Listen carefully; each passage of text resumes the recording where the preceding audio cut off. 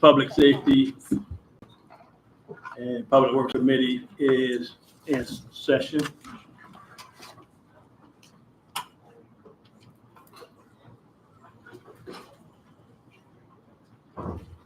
Approval of the minutes for the January 20th meeting. Anybody got any board members have any? Approval of the minutes. Approval of the minutes. Okay. All right. Next item on the agenda, presentations. Presentation is limited to 10 minutes. And then we have, how many minutes for question again? Madam Clerk, 3 minutes for question. First presentation is the K9 demonstration by FMK9. You're up. So we'll introduce them. This is Mike McHenry with FMK9. We've got the grant to restart our K9 program, and they're the vendors who we're going to go through. They're based out of Berrien Springs, Berrien Center. So we just wanted to have them come in, kind of do a little meet and greet. And if you have any questions that are their expertise until we get somebody trained up, they're here. Okay. Real quick, I'm retired from the Elkhart County Sheriff's Department after 21 years. I handled dogs for 18 and a half years. Worked all through the SWAT team, started a business in training dogs in 2002 under another company. Started a company in 2012, which is my own.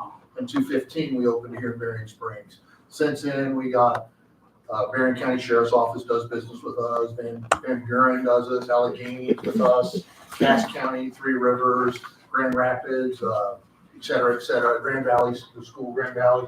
And these guys approached us about it, and I'm on board to help them out. We have dogs in Alaska, California, all the way to the Carolinas. We still have dogs all over the United States. We do government contracts as well as private work, as well as police. Police is our big thing. This is my wife, Flora. She works for the Portage Police Department, Portage, Indiana. And this is our dog, Cora. Cora is our dog. She travels with us. She does bite work demonstrations. She does decoy schools with us. She's a fully trained police dog. But we brought her along because a child can handle her, and you can turn the switch on and she'll do what she's supposed to, and you can turn her back off and give her right back to the child. And this is the kind of dog I think the community would like, something that will help, but at the same time, something that can be approached to be a part of the community as well. And like I said, Cora, you can give Cora, her favorite thing in the world is a ball. So when I bring her out, give her a ball. Yeah, I could give the ball to any of you guys. Leave it. And she'll, Leave you it. can let her have Great. it. That's her favorite toy in the world is that job. ball. But the best part about her is she's got enough of a temperament that you don't even have to talk to her. She just give her right back to you, take her right away from without hurting you. So, I mean, she's got a good temperament, and that's what you kind of want in a dog. The dog that will do its job, but a dog that will benefit the community and be a good public relations tool as well. Like I said, she's got a great temperament. We can do anything we want with her. And that's basically who we are. The school the gentleman's going to is 6 weeks long. It'll be in control and narcotics detection. Prior to that, we'll do some pre-training with the dog. When he graduates, he'll certify to a national standard, which he'll have to maintain on a yearly basis, and that'll be up to the department to maintain. But with that, they'll protect the city of liability and also in other problems if they come that way. But it's a certified, well-trained animal meets minimum national standard. So it's a good thing to have. That's what we are. If you have any questions, please feel free to ask or anything you'd like. You can just run around with her. Leave it. Ms. Fields, Good job. any questions? No. So real quick, just to give a little more history, we had Sergeant Abrams, now Chief Abrams in Benton Township. He had the dog in the late 90s, early 2000s. And then we had another handler, and we had a dog up until about 2010. And so it's been some time since we've actually had a handler and a dog in-house. Okay. So what would be our purpose? Is it a drug dog? Is it a? It's going to be a dual-purpose dog, article search, tracking, and drug dog. When you say articles search, what do you? You go to a firearm scene, somebody shot a pistol, it'll find the rounds laying on the ground. They'll chase somebody, throws a gun, and be able to find the gun. It'll do officer protection as well, so if an officer's being assaulted, it can help that way. But the big thing will be the drug, anti-drugs, tracking, finding. In tracking, you can find the lost child. an Alzheimer's patient, someone that wandered off, because when they find them, they just don't find them and grab them, they just find them and go to them and say, here they are. And it can be a huge benefit for like autistic children who wander off, huge benefit to the community to have, and so therefore they reap reward massively in that way, and they're a great benefit to have. And then the drug problem, they can be a great deterrent on that just alone. You know what I mean? And that's everywhere we go anymore, there it is, you know, it is what it is. Is he bomb sniffing too? But no, just narcotics only, sir. Okay. You can't do the two. You have to keep the two of those apart. Because when that dog sits, it doesn't tell you whether it's a bomb or narcotics. Okay. Well, I'm not taking it.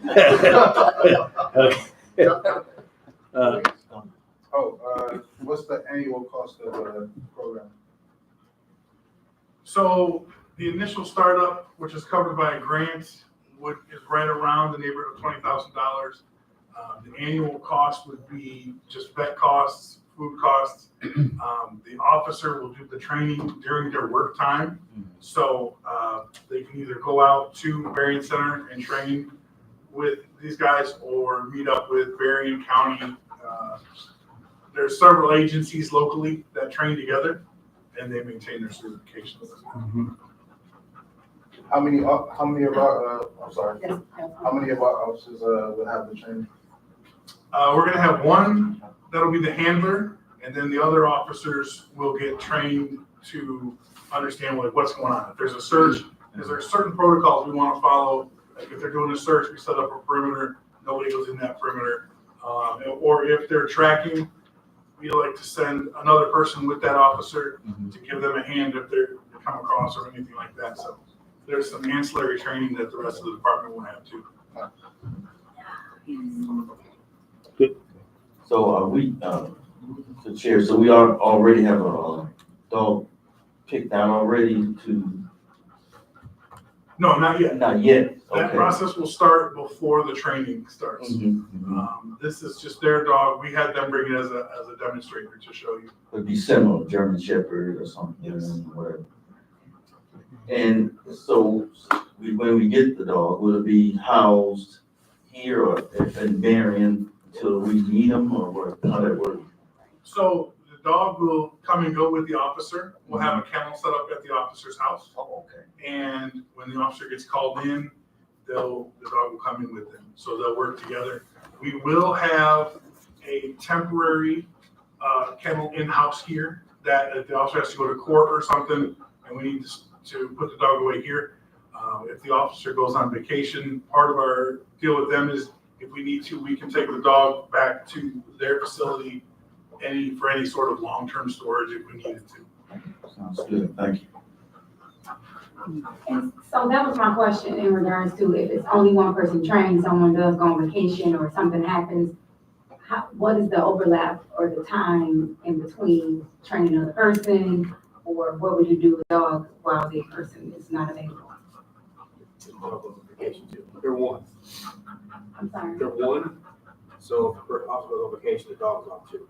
There's not like a backup handler. Also, the dog just Yes, like don't have to work. They're one, yeah. Oh, okay. Just an extension of the dog. Everybody gets to Everybody get a vacation. Don't let him happen until he come back. Okay.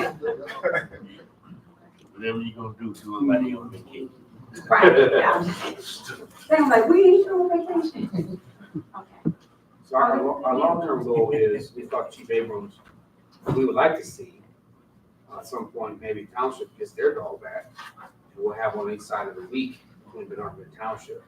He's amenable to that. Of course, he's just kind of taking over this, getting acclimated, but that would be huge. We're already working together with Harper Township anyway, so we really like to have one 7 days a week. But this is a start for us. This is a big step because we're now restoring stuff that we lost for various reasons. What do they do, like in fire rescue or anything, do they assist in that? Is that different? Officer Okay. protection, tracking, community relations, drug detection, Okay. crime deterrent, that'll be the big thing. Okay. PR, go to the schools and help the schools, sniff school lockers and Mhm. deter drugs in the school system as well. Okay. The state police has a fire investigation dog that if we need, we can call them, or the ADF. Mhm. Those are a lot more expensive and a lot more training than what Mhm. we're aiming to do here. Okay.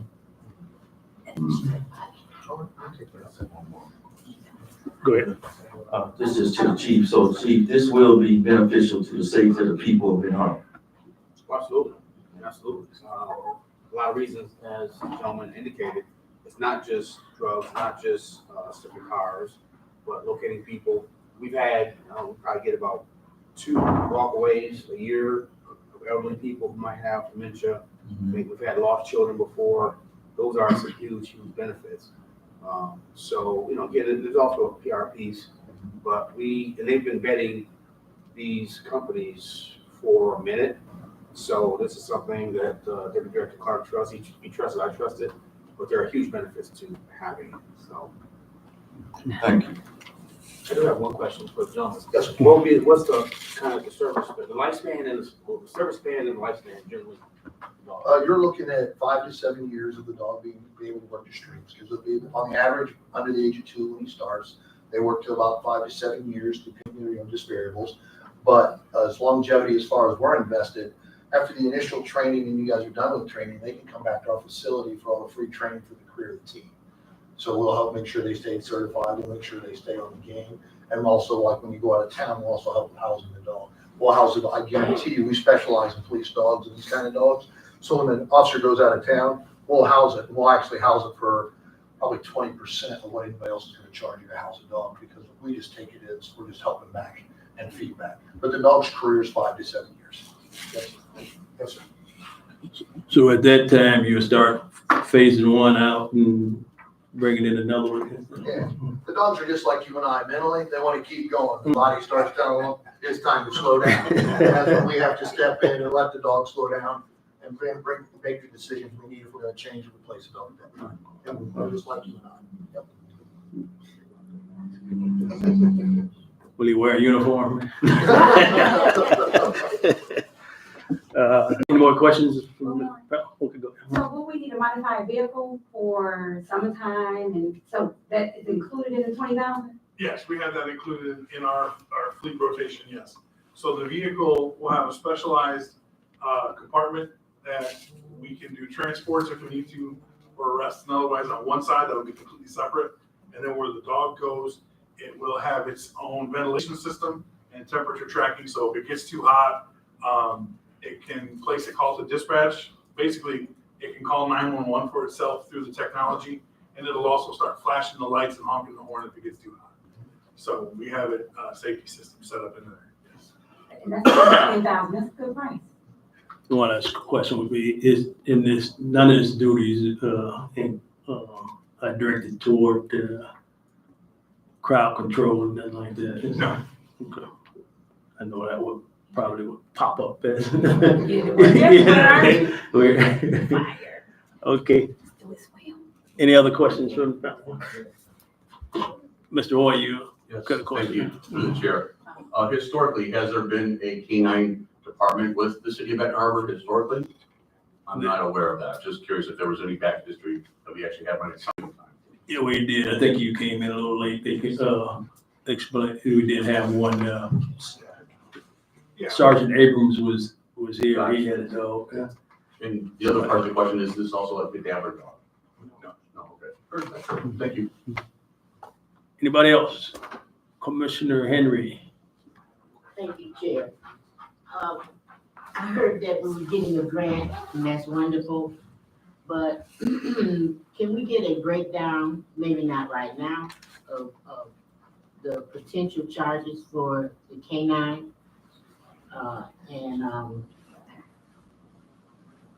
I know we had a canine before.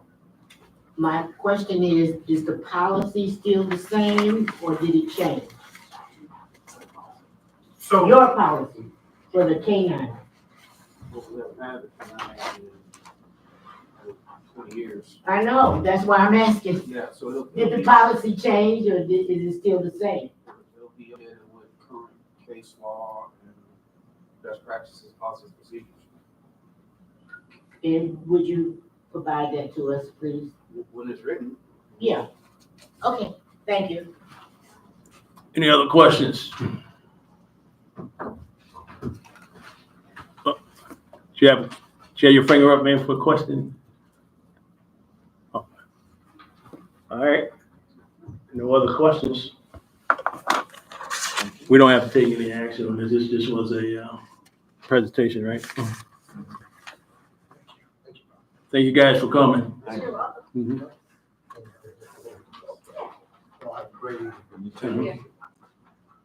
Next item for presentation, parking plan presentation by Passport Parking. Anybody here from Passport Parking? Good evening, everybody. Just a quick correction, it's Total Parking Solutions. Total. We currently work with you guys at the Gene Clock Beach. We have 2 machines there, and then we have an additional machine at the kayak launch. So just a brief introduction of what Total Parking Solutions is and does. We've been in the parking industry for roughly 17 years. Our bread and butter is out of the Chicagoland area. We work with many different metro stations, over 90, I believe it's now 96 or 98 municipalities in the greater Chicagoland area. But that also does include municipalities in Wisconsin, Indiana, Michigan, for example. Obviously, we are here. And we just recently opened up an office in Florida as well. So we're kind of all over the place. We call ourselves our one-stop shop for parking, essentially. What we do is we are the distributor or main partner for the parking terminals that you guys see at the beach. So the multi-space parking, or in this terms, pay-by-play parking, that's offered there, and any sort of payment systems. Passport is actually great that it was mentioned, because they are the current enforcement provider and mobile pay provider that we integrate with this system. So we integrate perfectly with them. We have a very long-standing relationship with them and a great partnership with them. So it's great to mention them in that as well. And we continue to work with them regularly in terms of each and every municipality, whether there's issues that arise, whatever the case may be. Me in particular, I've been in the parking industry I'm a little green, but I've had customer service and sales background for a very long time. And Total Parking Solutions prides ourselves on customer service. We're not just going to provide you a parking system that's going to, what we're aiming to do here and what proposals have been provided for is we have provided proposals for, getting the downtown on-street landscape for Benton Harbor up and running.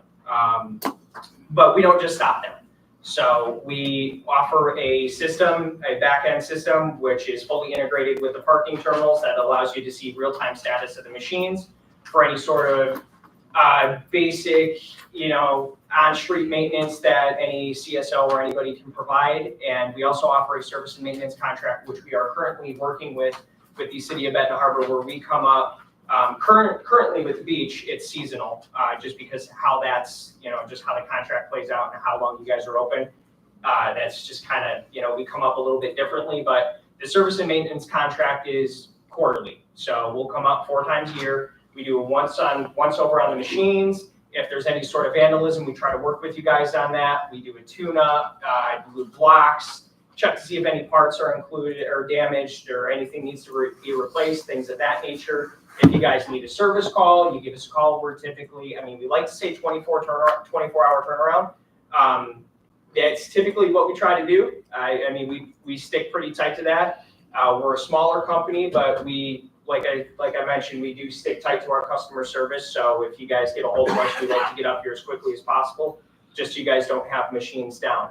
I know I mentioned the greater Chicagoland area. Our bread and butter has been metro stations in the past, but if you guys want references for what this project that we are proposing is going to look like, the city of Lake Geneva in Wisconsin would be a great example. The city of Evanston in Illinois would be a great example. They've been a long-time customer and partner of ours, and Oak Park and Forest Park as well. So just to give you guys a little bit of background, I do have information if needed. I'm kind of here to answer questions, but if you guys have anything for me, I have the whole proposed plan, proposals, whatever you guys need. So if you guys have any questions, I will open up the floor. You see the whole proposed plan. What you're referring to? We can get it, yes. Oh, you have to go to the mic. No, sorry. So we can get everything you guys need. I mean, I've been working very tightly with DC Clark on this, for quite some time. The original plan, if I remember correctly, was proposed 2 years ago. But we've got a plan in place based on eventual flow of traffic and what the look of the downtown is supposed to be and what it will end up being. And we have machines mapped out and we've walked that together for that plan. And then obviously proposals based on cost and things of that nature. Thanks. So, Chair, yes. So how much do parking, so I want to come to Ben Harbor and walk around for some hours. How much, what? So it's really up to the municipality involved. We don't handle, we're kind of a consultant in a way when it comes to rate structures. We don't, I mean, we'll offer suggestions and things of that nature, but it's really up to the municipality. I mean, just for example, there's places that do about $52 an hour. There's municipalities that offer your first 2 hours for free. There's municipalities that offer discounted rates and whitelisting for residents if that's a route this city would like to go. It's kind of up to you guys when it comes to that. The machines are, I guess the best way to describe them is they're like fully functioning iPads in a kiosk, and we can program them to do whatever is needed.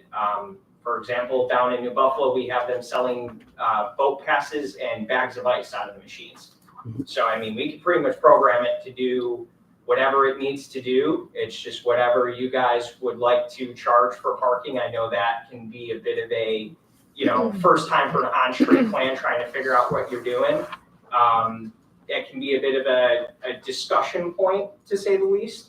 But the great part about these things is they're called CWT S4 pluses or Cali web terminals. So they're constantly attached to our back-end system. We could start off at a certain rate and then kind of adjust if you guys want to go with like a 6-month benchmark or even a year benchmark. And let's say you guys want to increase or decrease based on some of the results you've seen.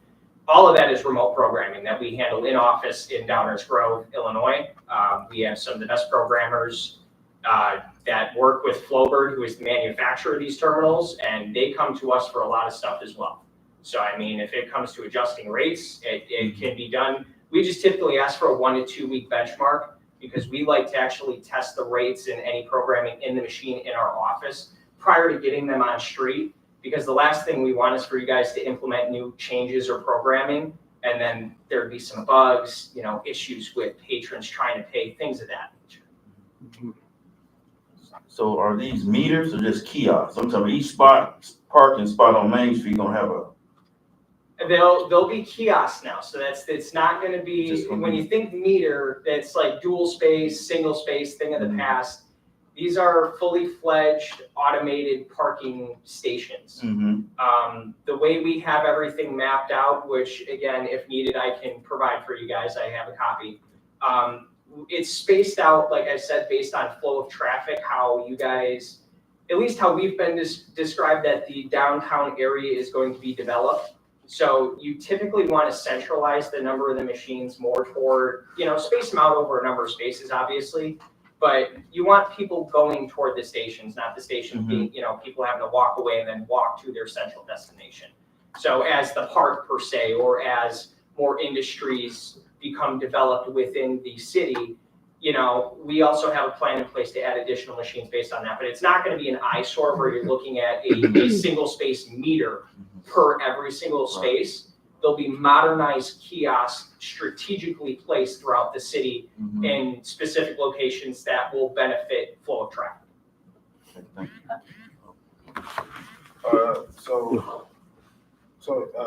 Thank you for explaining like how the system works.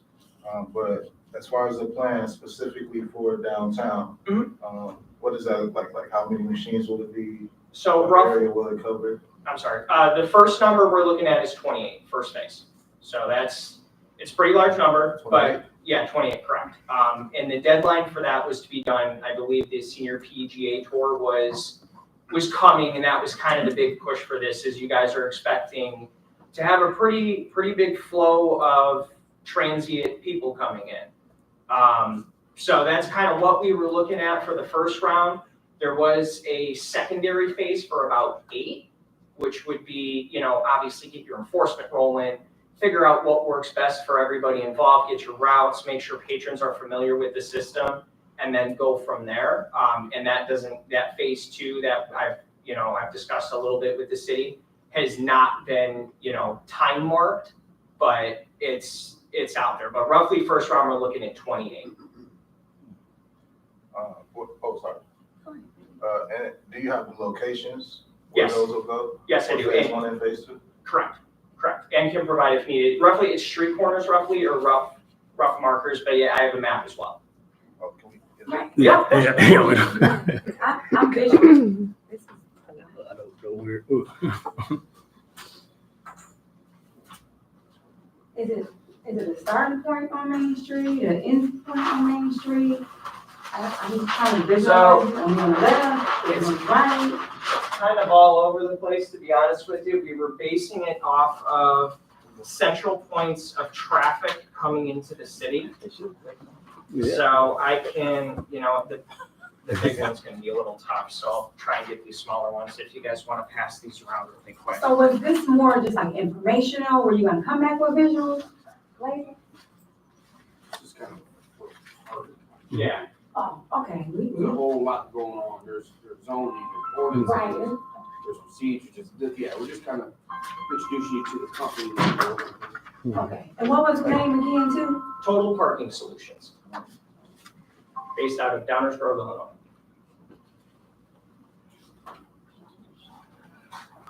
And so you missed the first deadline? Oh, I'm sorry. Yeah, go ahead.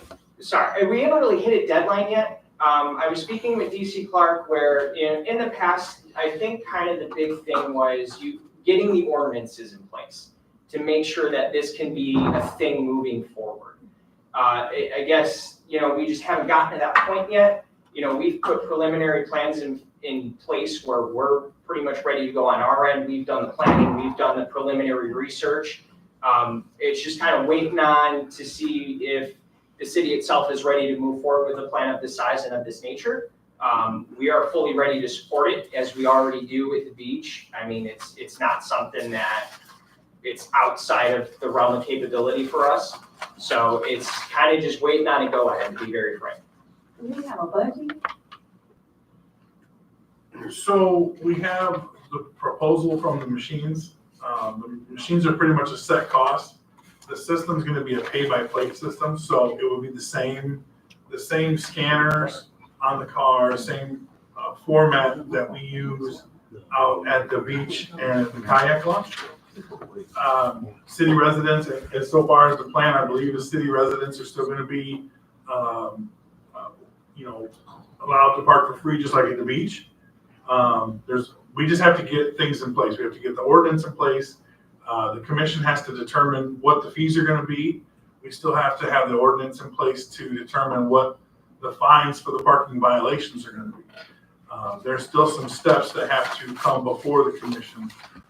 But this is basically, here we are. This is the start. We're gonna essentially make the first parking district basically the space from Pawpaw to the river in that stretch, and then build it from there as business goes and as the needs of the city go.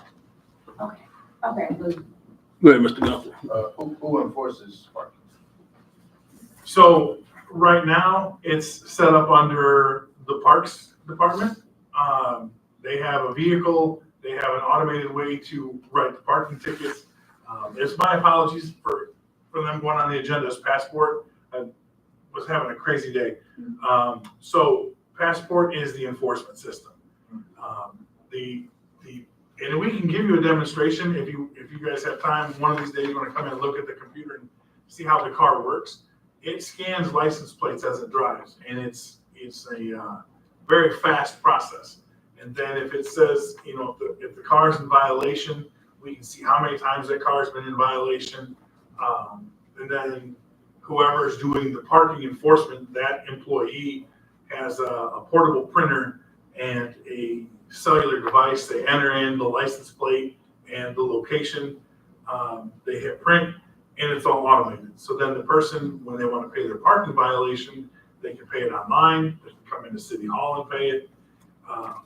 That's the way it's set up. So, you know, it's just like right now, you can go to Clock Park and you can, if you're not a city resident, pay for parking with your cell phone. You don't even have to go to a kiosk. The system is set up to where it's two ways like that. And one of the things that we like about Total Parking and Passport is it's the same vendor, pretty much the whole shoreline, from New Buffalo to South Haven. So everybody that frequents all these beaches, you know, it's the same format everywhere. So it's a real familiar thing, real simple process.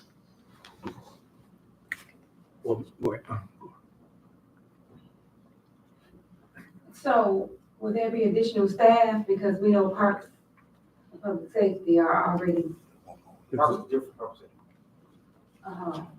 so They should we're gonna get additional staff, is my point, No, they should be getting their staff. that comes with it.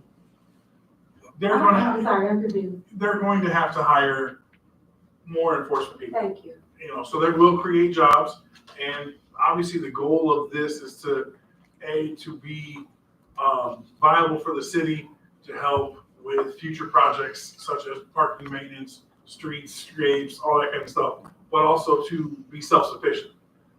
So that's just part of it, yeah. I can clarify what I was saying, because they look to us to give them their staff, but we're not parks. That's what I was saying. Okay. And,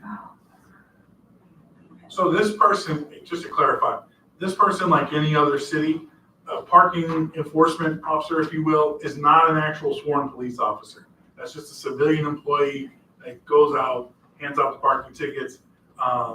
They have a set protocol. You know, if thing says you haven't paid and it pops up, they write the parking ticket and they move on. And then there's a dispute process.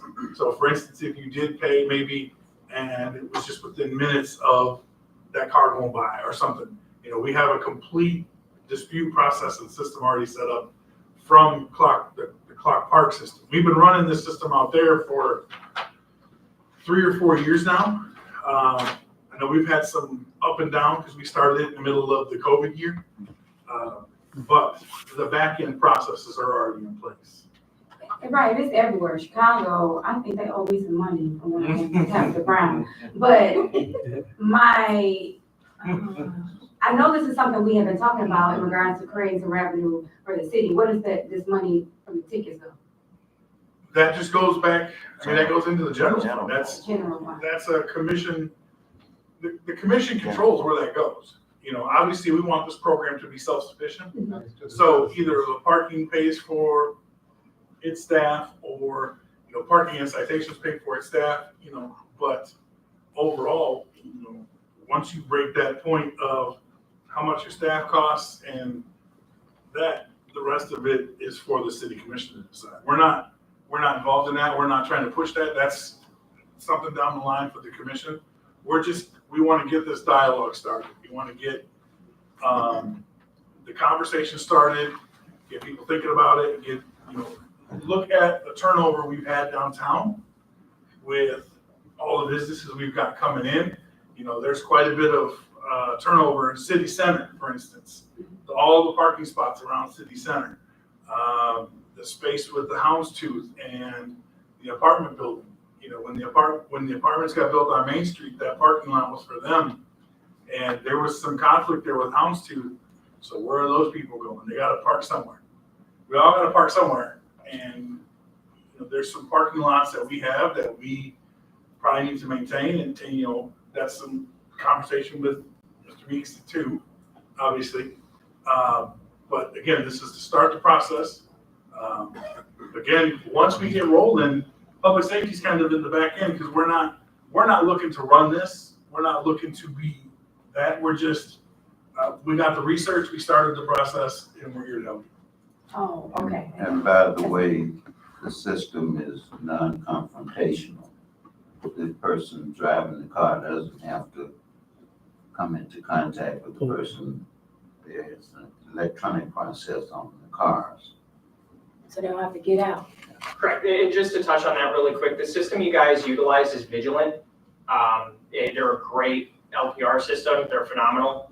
The great thing about Vigilant is they're the system that we like to partner with. The reason being is because if you have a CSO that's going out to, or a public, or whatever the case may be, if they're going out to enforce, call it Gene Clock, for example, and there's a car that has a warrant for arrest or has been reported stolen, that back-end system will notify a sworn officer who can come and take care of the issue, which again makes it non-confrontational for the CSO.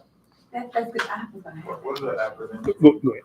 LPR, I'm sorry, license plate recognition system. Okay. So that's CSO? Community Service Officer. Thank you, Honorable Chair. Yes, it's pros and cons to both of these. This, it's revenue, but, we don't want to deter people from coming to our city, to just utilize the things we have in our city. I know it sounds good, we've been talking about bringing more revenue into the city, but, I know people work in the city. How would that work, for residents? People just park for a minute, go get cannabis or whatever, so we do not want to, there's a lot of discussion that go on, but it's two sides to a story, so. Of course, and just, again, to touch on that, it's all about rate structures that you guys want to develop, and whatever the internal discussions are, we can try to work with you guys on that and give you the best suggestions. Whether, you're offering, 15-minute free parking, and residents are free, and then, you charge hourly anytime after that. That all can be set up on the back-end system and the enforcement. So if that's something you guys are considering, all it takes is letting us know via email, and we can work with the rate structure. I know the turnover is a big thing, and the first-time parking is going to be a big thing. And obviously, you want to work with the residents, and I totally understand that. But the turnover is going to help with businesses. That's going to be the big thing, and we've seen it time and time again. I was speaking with another customer, a couple weeks ago, and Oak Park and Forest Park, for example, right when we first installed on street, they didn't like the machine, like business owners didn't like the machines in front of their business. Well, the city itself ended up moving the machine just based on need. And when we came out to remove the machine, the business owner wasn't too pleased about it, because the first thing that the customer does when they pay at the machine, they turn around and they see the business. So it's going to help create turnover, and it's going to be beneficial for the city. I'm kind of like what Commissioner Dyson was saying, that, with the growing, watching the growth rate of the city right now, especially in the downtown area, definitely I wouldn't want that to be some type of impediment for, continued growth. I could see, the parking lots, I know there's some in the downtown area. I think it's some back behind Abbey Marsh building, maybe some other spots, but the on street parking fee, I don't know if we quite ready for that. And I would like to see that happening sometime, that you have so much business that you have to begin to regulate some parking, but like off-site parking lots, hopefully one day we have enough traffic that you can even build a parking garage somewhere, and have. Absolutely, and this is an initial proposal. Yeah, and I know this is get us acclimated to what what's out there, and then we have to customize it to what we need. Correct, and if the city decided to scale back, like based on the initial proposal that we have provided as a company, that can definitely be a thing too. This is just kind of based on what was given to us. We did a walk, this is kind of what we suggested. If there's a lesser route you would like to take, just to kind of get the ball rolling and see where things go, we could definitely provide updated numbers. That's not a problem. Even if it's starting with those back end lots. It's whatever whatever the focus is, we're here for customer service. We're here to help you guys out. I mean, we have been, as DC Clark said, for 3 to 4 years now. So, I mean, we're just here to help out in any way, shape, or form. And this is just kind of the plan that we initially came to the table with. Wait, question from Malcolm. Yes. And then Ms. Hines next. Go ahead. Couple of questions, I just learned something. One of the questions is with this parking, and I heard that as far as Gene Clark Park, that Parks and Rec, that'll be under Parks and Rec even to hire someone? Is that? Okay, so would that be only for parks? Like if we do the kiosk along Main Street, does that have anything to do with Parks and Rec? I guess in short, it'd probably be better, will this come to Parks and Rec? Because I don't know how many people on the Parks and Rec, we didn't have a meeting, so I don't know how many of us actually know that we might have to hire somebody. We're still in the planning stages. So at some point, it will get to us, It will come to the commission, yes, for approval. Parks and Rec. Appreciate it. Ms. Hines. I took notes because I don't want to forget anything. I feel like there's a lot of unknowns, or maybe it's unsaid. Ms. Hines, can you come? Sorry. Thank you. I feel like there's a lot of unknowns, or maybe it's just unsaid based on the deadline by the PGA. I would have liked to see a more thorough presentation about what the actual proposal is, like numbers. You mentioned that you already service like Gene Clark Park and the kayak launch. What is that? What do those numbers look like? Are we fully collecting the revenues? Is someone from Parks working there, staffing it to make sure people pay? Like, are there other ways in which we can take Let me advantage? tell you the answer is yes. Well, I need to finish, and then you guys can answer. But are there other opportunities for us to create more revenue for the city? Is there opportunity for special event parking? This is 3 months away, PGA, and I just feel like, are we exhausting all of the opportunities that we have for not just PGA, but beyond that? I think that there are other ways that we can garner more revenue for the city, like what you guys presented on last week about rentals and making sure they are registered, where it actually benefits residents to, we're living in safer environments and all of those things, whereas something like this is like downtown parking. That's just a premature conversation for me, because there's not a ton happening consistently downtown for people to want to even pay for parking downtown. It's like, what barriers is there? Will that further create for people? And so I just feel like this whole conversation is just very premature. So that's all I got.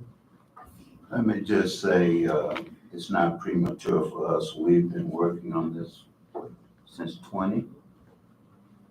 Give or take, yes. Yeah, doing I can probably elaborate just a little bit. So in the early phases of this project, some of the parameters we were given, same thing, city residents, if you live in the city, you're whitelisted. As long as you call in and give your plates to Miko, that's who handles this.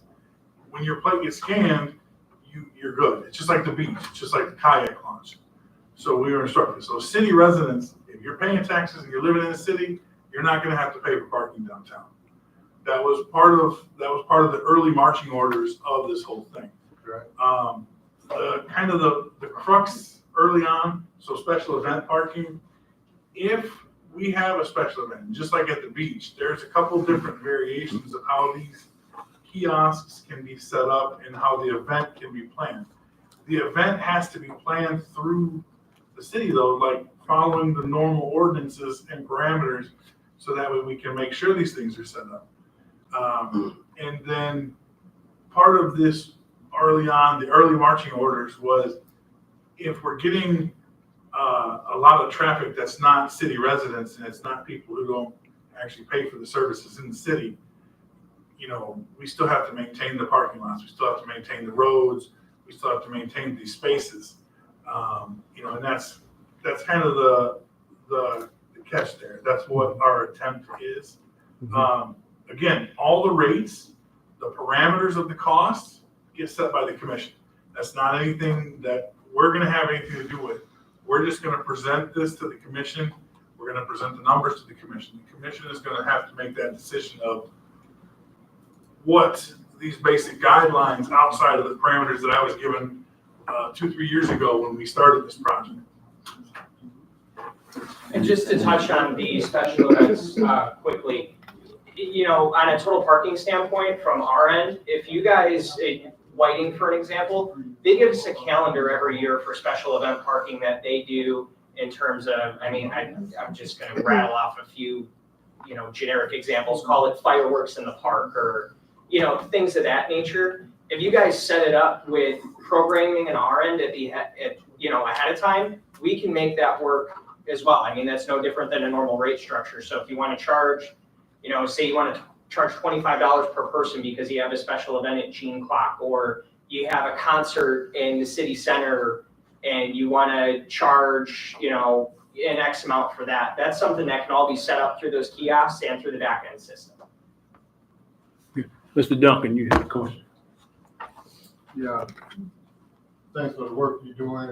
Thanks for the officers doing the things they're supposed to do. And I want to special thanks to the citizens who had started all of this. Gene Clark Park. I don't need a mic. You need a mic. I hate to get cut off. Sorry about that. But the citizens, we would like, and I'm speaking for me in particular, I like a parking meter or whatever you call it, everywhere downtown, territorial, anywhere you could put one. That's what the initial plan was. I don't know where this other plan come from, but citizens remember, so if you do a certain 2 or 3 little here, a little 2 or 3 on this other side of the street downtown, that's not what the citizens were asking for. I can repeat it if you don't understand what I'm talking about. We want to be able to support ourselves in this city. And every way we can come up with to support ourselves, we're looking for you guys to support what we're asking for too. Not sit up there and get all soft mouth and tongue twisted. And I'm not pointing at anybody. No, you're fine. I'm not pointing at anybody. If I was, I'd be pointing in a whole lot of directions up there. Thanks for hearing me out. And thank you for coming. And thank you for the things you do. Of course. And one Go last thing I'll add. We have talked with Cornerstone and we have requested some input through Cornerstone from the local businesses. And for businesses that are here, we are working on a solution for the businesses and the employees too. So we're not trying to run off somebody who, for instance, Avonmart, they have, 12, 13 trucks they have down there. And they were concerned about this. We talked with them. There's steps in this process that we've taken into consideration already that we just haven't been able to give out for a full plan yet. I have a question. Okay. We have, Or go ahead and finish it. it's hard for a brother to come here and talk to y'all. Y'all cut him off, distract him and everything else. But the citizens, it's about the citizens and what the citizens are asking for. We're not an active part in any of the decision making in our city, and we don't like that. You guys are our commissioners, and you okay anything anybody else do, but when it's time to okay something for what the citizens want, you get all soft mouthed and tongue twisted and all of that kind of stuff. Pay attention to the citizens. Ask the citizens how they want it. That's my only concern. Thank you. Let's, you Thank had you. one more shot. So there's a lot to be said here. I don't think that this has been rolled out in the appropriate manners. There's been a lot that is before us that I don't think has been really thought out. I know that the DDA has not been involved in this process, okay? The zoning has not been involved in this process. The planning commission has not been involved in this process. The citizens have not been involved in this process. This has just been sprung. I mean, yes, it's been in the works.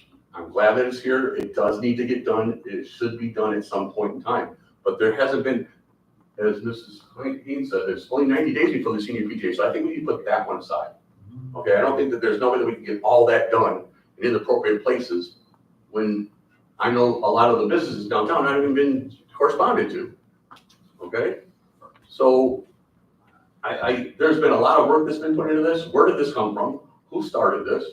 Why is it being brought to us now? And let's, we've had many open forums in so many different ways, and you go put your little sticker on there and you get feedback, and we bring it back again, we shuffle it again. I just haven't seen that any of this has gone on here, okay? And this is a major impactment into our community. It's a major impactment to the downtown, and what we put 28 years ago, I was down here 28 years ago when it was just tumbleweed, okay? And for it That's a to, lie, too. excuse me? That's a lie. Excuse me, sir. Point of order. About people and mouthing off when you're talking, now I'm talking. Point of order here, point of order. Hey, Again, the One Bureau person of at a time. Auto March building that has been on there 28 years ago to start the art community. I was here, been here. As I was saying, in the development, there's stages for this. And I don't think we have a place, there's a lot of smart people here. I don't think we place it all in the right place, in the right basket. I don't. If you go to the Facebook page for the Benton Harbor St. Joe's Memories, if you look at that long feed of what people are saying and how they are responding to this, okay? I know the DDA responded to that, okay? And they said they're gonna have 3 more outreach meetings on this, bringing the mayor together and things of that nature. We need to have more input. We need to bring this in a better appropriations, because again, I haven't seen any of this. This is a really bad presentation for us to not see where they're zoned at, where they're gonna be implemented at. It's just, again, this is not done the right way here for the city of Harbor. hey, any other comments from the audience? Hold on. Any other? Commissioner Henry. I would like to see, of course, I would like to see this presentation given to the full body or come back to a committee so we can vet it. What we have here is suggestions from the residents and work from our staff. So my really hard part is that when it comes to us, it's all set up. You don't have any input. So I would like to see some input. I would like to see exactly what is already talked about in here, and it have to come through committee. Don't let it come to the commission when it's time to vote. So bring it on. It's a great thing. Anytime that we need money, and that's what we need in Benton Harbor is money. So you saying that they're not gonna support no boat if they have to put some parking meters down there? No, they're coming. They coming and they gonna, if we give them 15 minutes, they gonna run in there and try to get it done in 15 minutes. If not, they gonna put 2 quarters in there and we gonna get some money. And jobs. If we can create jobs with this position, I can give you a history lesson. Some of you weren't here. But Ron Carter had a program set up, trying to set it up for Benton Harbor residents to take over our parking lots. That was exciting to a lot of us because it was jobs, opportunity for our people to create a business. So there's more than one way, but if you're gonna outsource, make sure that you get something back like employees, at least 2 or 3 of us. But outsourcing scares me to death. Mr. Gunther, you had, I got two questions. Go ahead. Okay. Yeah. All right, so my first one, Deputy Director Clark, you mentioned that you had some discussions with businesses and things like that. So for a business downtown, how would, or is there a plan, or do you have any examples of what businesses have done to enforce parking on their property? For example, I mean, most have worked with the municipality as a whole. Some work with a permitting, an electronic permitting or a municipality permitting infrastructure where whether they go through city hall, town hall, village hall, whatever the case may be, or they go through, for example, Passport, they offer a permitting solution which can be provided in which there's discounted permits offered for employees and things of that nature. That's typically what we see. We work with Passport with permitting and things as well, and can provide examples of that if needed. All right, and my second question is, as this is developed, how can it be communicated, to residents, as it develops, and then finally, like, when it is in effect, how do people know about it, like, ahead of time? Chief. And I know you said it's a parks thing. Yeah, so look, here's, I want to be, excuse me, 'cause I gotta, oh, my throat hurts. I just want to be clear. So this, and we had an email or a comment earlier this week that we're bringing this, or Clark's bringing this, where did it come from? I want to be clear. Public safety, only involvement is the technology. You all know we get stuck with that. This process, these questions, we're only a small piece. We were doing what we were told. The questions are for the manager and the CD, I'm assuming, because it's not a public safety total project. So I just want to be clear on that. You're asking us questions, looking our way, we're only bringing our piece of the pie to the table. So these are questions as far as you asked about talking to the businesses. I was assuming that we did or are doing that. Don't necessarily know. Zoning was raised. Yes, planning commission was raised. I never thought I'd see the day I'd agree with Mr. Hoyt. He makes good points. So I'm assuming those things, it's almost like being in the military. We do our part and the higher ups got the big picture. So if that helps, other than diverting it to where it needs to go, we don't know. Oh, well, would that be to you, Mr. Mitchell? That is correct. So my question was, how do we communicate changes to residents as it's developed? Just as we do in everything else we do. And we would be very negligent in our jobs if we brought something out in public that we haven't done research on. To even think that we didn't do research on it. You know, we've been working on this for a while, but we're not going to just bring it out here and not know what we're talking about. We started off with the beach. The beach was our testing ground. And we started looking at expanding because now we understand the lay of the land a little better. Right? We've got to get this approved. It has to go through the commission process. It has to go through public hearing process. That's the way we do things. But we have to bring it to the committees first to have discussions on it. Oh, yeah, I wasn't making the accusation. I'm just saying, that's a normal process on everything that we do. And then when we get ready to tell the public, there's the public hearing, we have it on the internet, we go through different steps. Let the public know. And just to touch on that, sorry, I didn't mean to interrupt, just to touch on the marketing end of things too.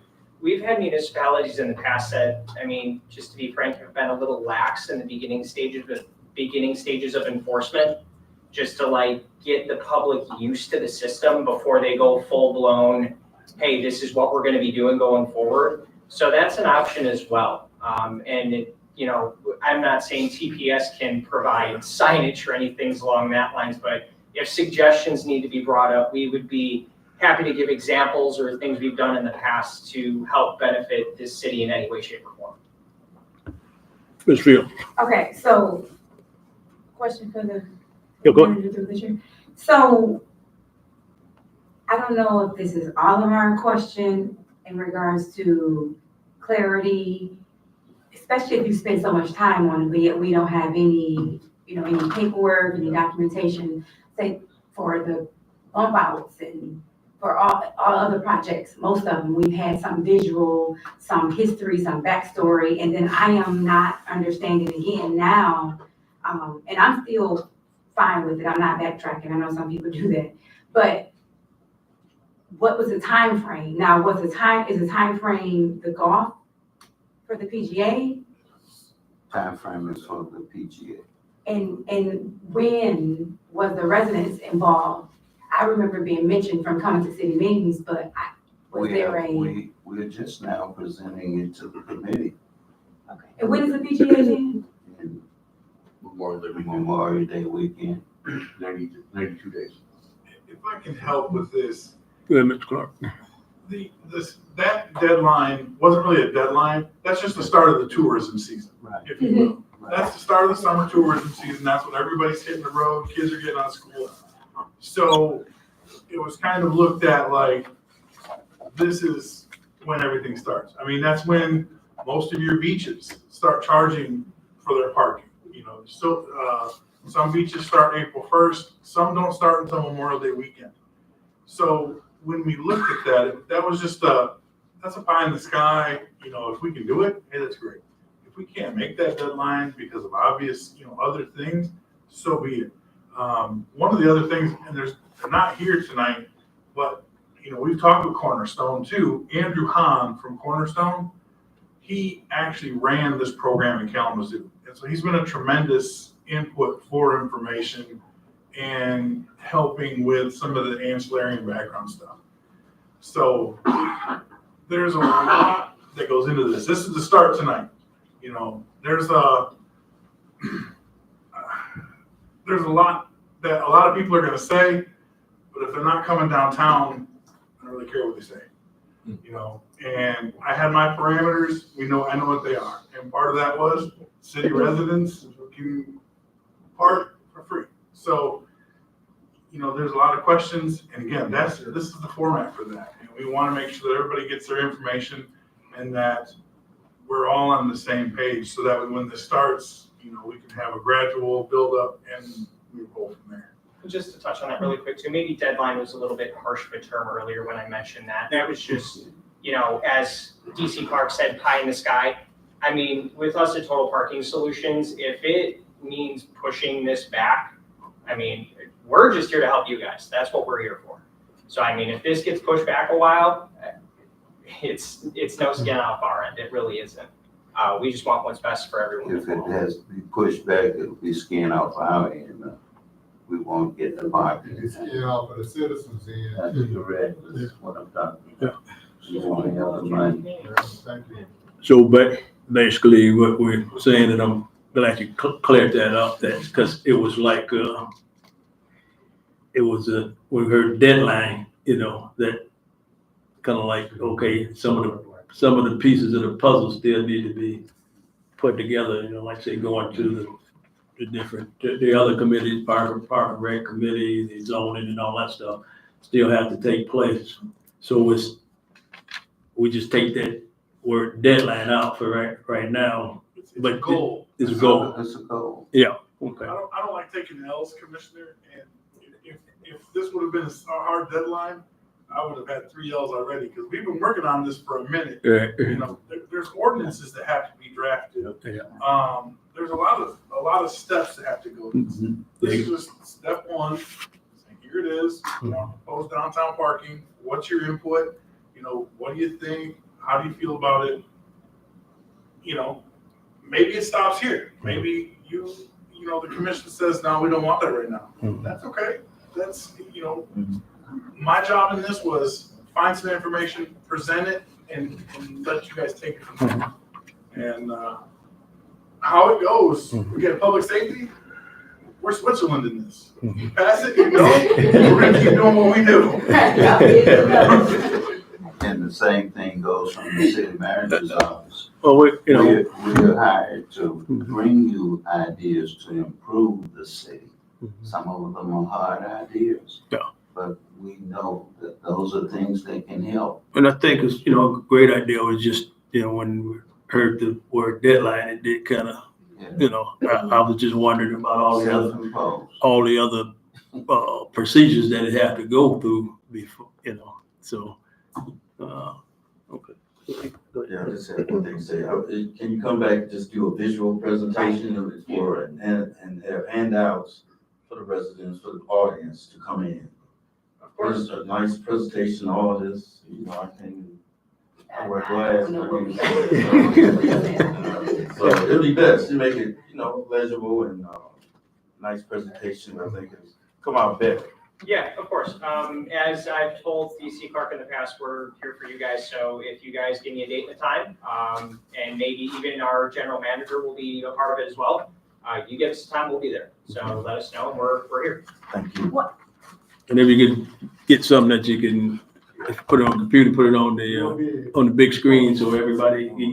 Again, I just, apologies. I assumed I was just gonna be here answering questions. I didn't think this was gonna be a full-on introductory meeting. If it was, I'd be a little bit more prepared. But yes, if we're coming before, city residents, things of that nature, we will be fully prepared. And we want to have that presentation before the entire commission. What? Want the entire commission to hear that presentation. You better put it in commission. Okay, go ahead. Are we able though, because we are not the best at communication, we don't have a newsletter, we don't have a lot of different things. The citizens just to feel like they know about it and maybe even having somewhat of a city or the resident committee or involved would be nice. Because especially when other commissioners are not saying they don't know about it, so we know a standard citizen wouldn't stand a chance necessarily. So even if you had a couple people and put it out in some kind of format to say, hey, who would like to be a part of this? So that you won't have as much, pushback. Because I don't think that it's not gonna happen. I think it's just more of some more information. His paperwork is nice. You spoke very well. I know you said this, you're new to this. You did very well. Thank you. But we just don't feel informed at all. Besides the public safety doing a great job with just getting this going and contacting you guys. There's nothing else we know. I know city manager, you have so many ideas and then it's brought to you or you're trying to bring it out and you know what you're doing, but we don't understand what's going on because I would like to have been a part of it. I wish we would have known it more in advance and could have maybe had it parked by PGA, not so much as all down Main Street, but where they enter or some things of that nature. But I think it's just more about communication and getting the word out, maybe using Priscilla Tobias. Any more Some questions? kind of something or another. Any more questions? Okay, that was, I look at it as like the pregame warm-up. Yeah. And so now we're ready for the first quarter next one. Oh, okay. Okay. Yeah. All right, thank you. Thanks, sir. Next item on the agenda is the Abbott Marsh presentation. Sir. Yeah, while he's getting ready to go ahead. So, Abermarsh can pay the park. They can pay the park. Yeah, there's a lot of, coming and going. I think we get permits. We need to get the permits so that, we can just come and go. We don't have to use the kiosk every time. Monthly rate. All right, let's go with the next item. Yeah, Jason Margaret with Ag Marsh, coming to you guys for a little bit of a discussion and workshop on 2 projects. Hopefully I can get this going here. And I got a few things up on my screen, so I can't expand it a little bit, but I think you guys will get the gist of everything. So I'm here to talk about some of the things that we're doing as part of the upcoming funding that the city is receiving on what we call the West Britain Avenue project, and then also the McAllister, Pavone, and Broadway project. So there's a couple things that just kind of want to go over with you guys and discuss a little bit and get some feedback. The West Britain project is actually construction on West Britain between 8th and Riverview Drive. The funding is from the Clean Water State Revolving Fund, the CWSRF funding that you guys are receiving, the sanitary sewer funding. It includes work, Riverview Drive is up here to the left here. 11th Street is here in the middle, 9th Street, the water tower, and then 8th Street. So it's from 8th Street to Riverview Drive. The funding includes a cost to replace the sanitary sewers. Sanitary sewers in bad shape there. The water main and the storm sewers are in relatively decent shape there. It's an existing 16-inch water main that's a little bit newer in the city. So we were going to leave those utilities in place. What we most likely will do is we'll change out the sanitary sewer. We'll replace that section of the roadway that needs to be trenched out. And then we'll mill and resurface everything on Britton Avenue. So just like a local streets project. But one thing we wanted to talk to you guys about was the lane configuration. On Brinton, if you can see my screen here, here's a water tower to the right here, and then Britton Avenue. On Britton Avenue, there is a existing section that is 2 lanes and a center turn lane. Okay, so you have a center turn lane. Apparently to go to these businesses, Pearson Construction, the post office, the charter school, and you got the center turn lane where a car or a vehicle can get into the center turn lane, either make that left or right. What we were thinking about and brainstorming at our office was we don't feel like you need the center turn lane for that section of road. We do want to keep the curbs in the same spot, so we're not rebuilding, but it looks like a good candidate to possibly do similar to what we were talking about on Colfax, but do a lane diet. The pavement width stays the same, so you still have that much pavement to traverse through.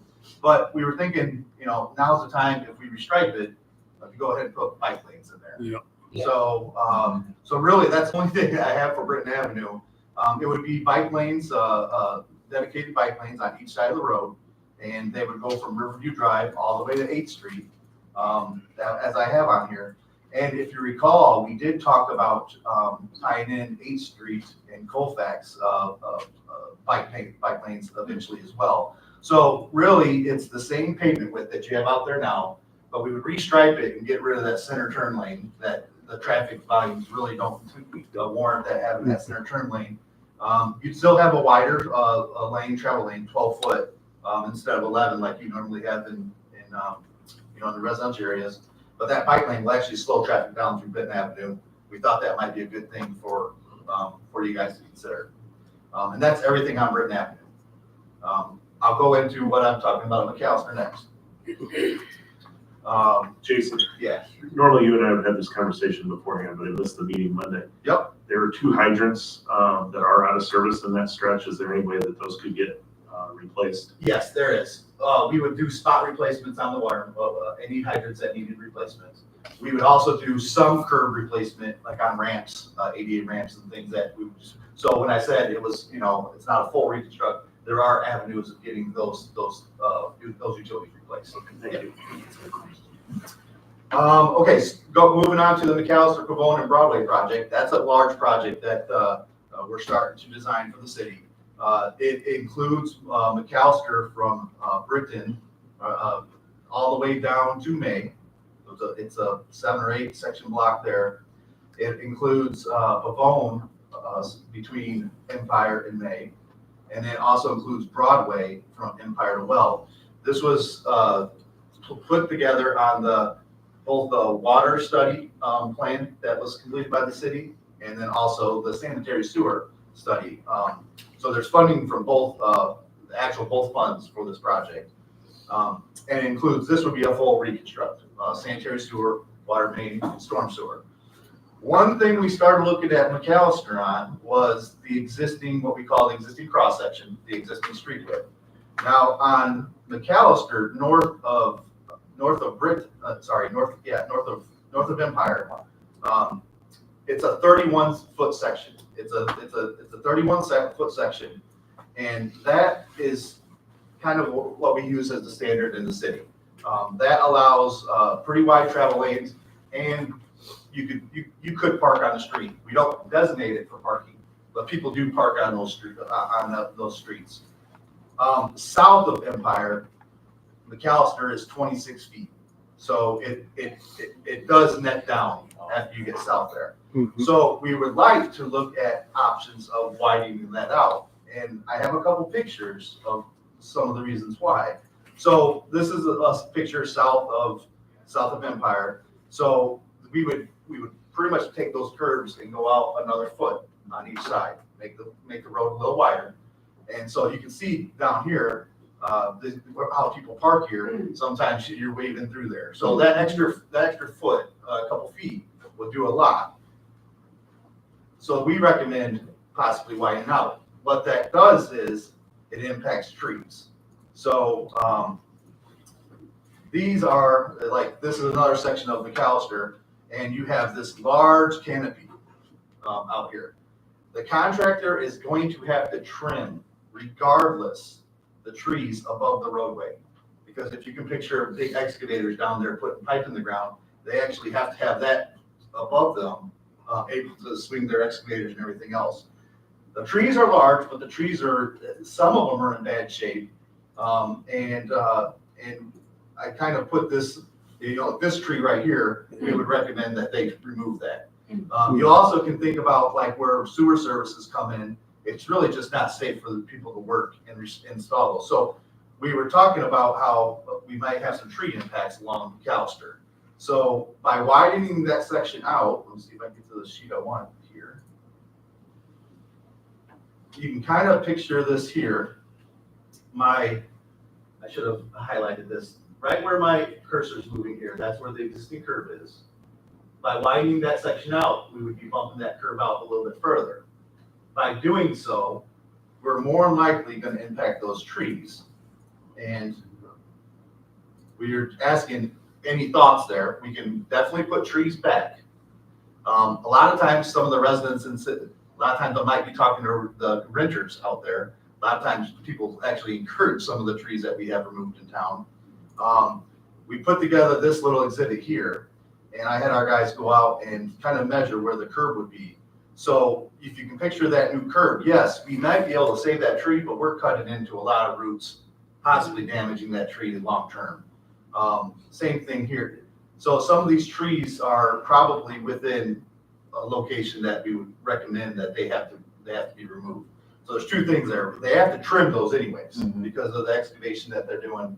But it might be necessary to remove these trees if we wanted to go with that 31-foot section that we're recommending.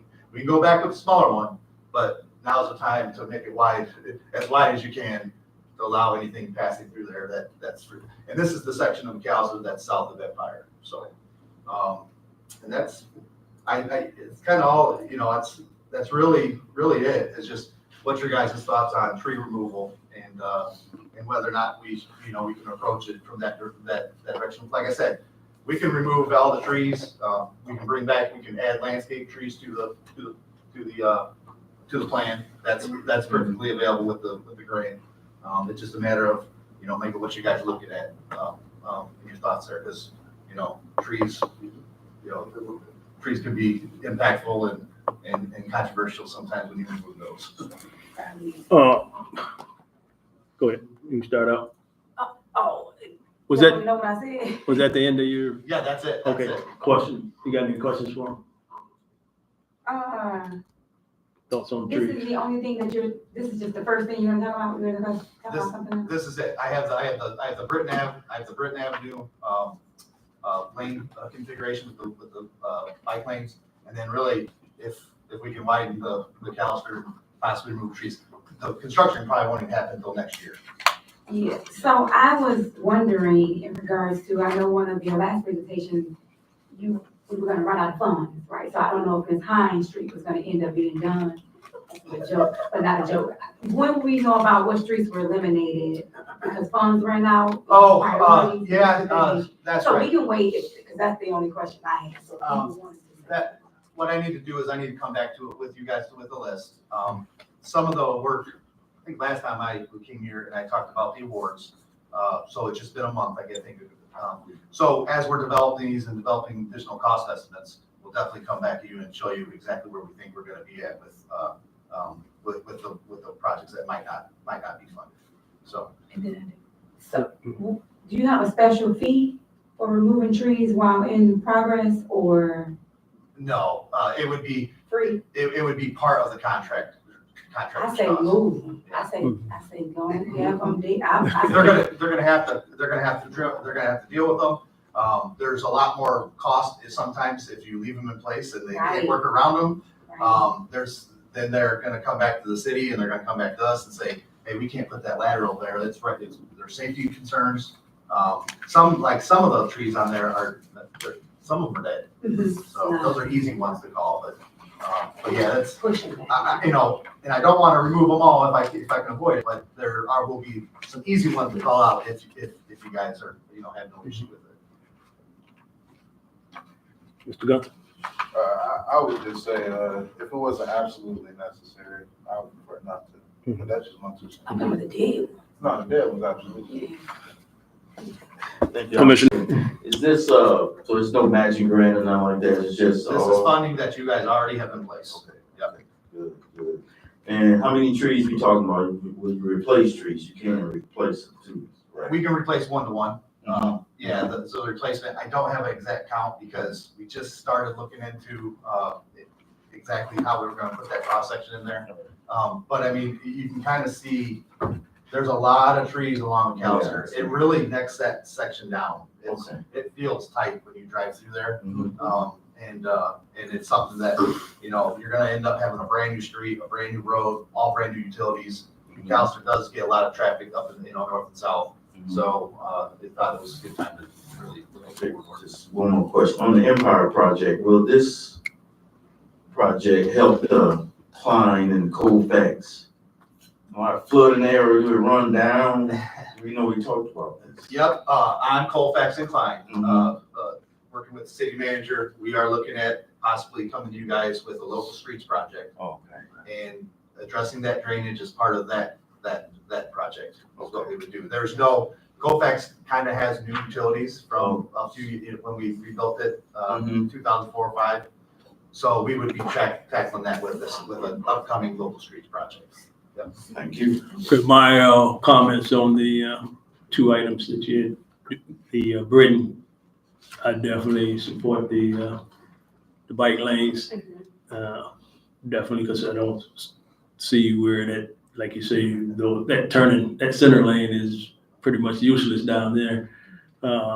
So definitely the bike lanes. McAllister, I said probably some years ago when I first came on the commission that we do have a tree problem in the entire city. It's a lot of dead trees. Every time we get high winds and things, I kind of get a little nervous or want to wake up and see how many to fail. So if we have an opportunity, especially those ones that we know got to go, then widening that street, for, I'm sure, the fire probably be glad, with trucks getting down and things like that. So if any of the ones that's kind of, might could be saved, but if they're in the way, I can see, removing those also, but then you say planting the one for one, you take one out, put another one back. Now we have an opportunity as that tree grow to keep it, maintained. Years ago and way before, probably a lot of our times, probably Jerry might have been a little boy when they did that, but they used to come along, that was part of it. Public Works had a lot of workers and, the city did trim trees and things like that. But over the years in most communities that kind of then got away from that and the trees just, grow out of control and, roots popping up sidewalks and everything. So anytime we can get a bad tree out of there, I'm for that, So that's my thoughts on that. Commissioner. Yeah, just one quick, is there any situation where maybe the resident will have an input on that tree that's in front of their house? Like if I don't want it or I want it? We had, when we did the Highland and Territorial project, I was the project manager on that. We talked to some of the residents on that one. Mm-hmm. The only trick there on that is if you're talking to the owner of the property or the tenant. right? So I would have no problem going door to door. We have a lot of the contact information from the lead service project. We can at least reach out to the person that we contacted for that property and at least get some information in case you guys wanted to look at that. But we would use that as well if we really want that tree. Let me see if I can do the design here, or if they really want a tree, hey, we'll replace it this night. Does that expand, I mean, does that do anything to the sidewalk if we had to replace a tree? The trees that we target are nearly not the big 30-inch oaks. So usually they don't really impact the sidewalk for years. For years, and even that, we're picking ones that are only maximally getting some 6 to 8 inches on those for your street. So we want to keep the right of way, with all the utilities. Right. You gotta think about that too, because you don't want utilities to fail 10 years from now. Yep. Thank you. It's hard. Real quickly, this is kind of already getting long with the meeting. The project that went down Pipestone and the trees that were taken away from Bellevue over to Lake Street, those are over 80 years old, and those were planted from some of the original people of the church. I came back to my property one day, they were just gone. Okay? And so it's great that we're gonna have input from the citizens here. And what I got replaced with were these Charlie Brown little Christmas tree looking trees. So, and they're sad compared to the ones that were actually people that were there in that church for over 80, 90 years in memories of those parishioners. And I hate to see something like that happen again.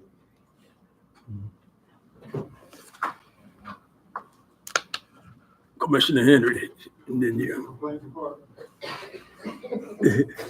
Okay.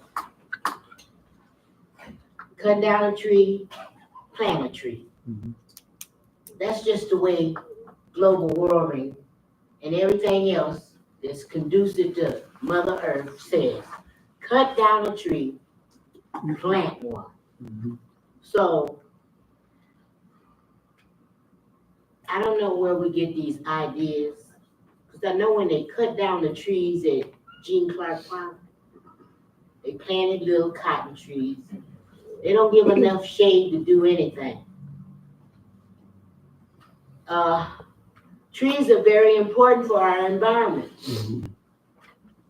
Very important. So I just want us to be mindful that how important trees and green stuff is. Last week I asked Jason about the report he made on asphalt and concrete. I'm back to global warming and everything that we as humans have done over the generations. And asphalt is one of the bad things that we've done.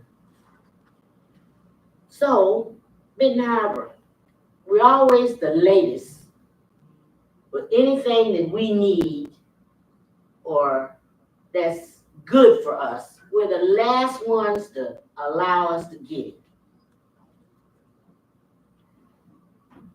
We need to be very watchful of what we do for the next generations.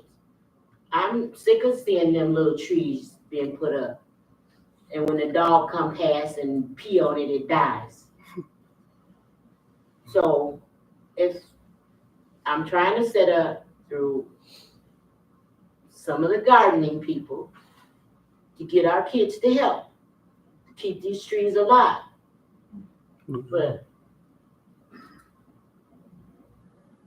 global warming and asphalt, I'm gonna ask Jason through the chair if he found the information that the state is offering the municipalities extra money to use concrete instead of asphalt.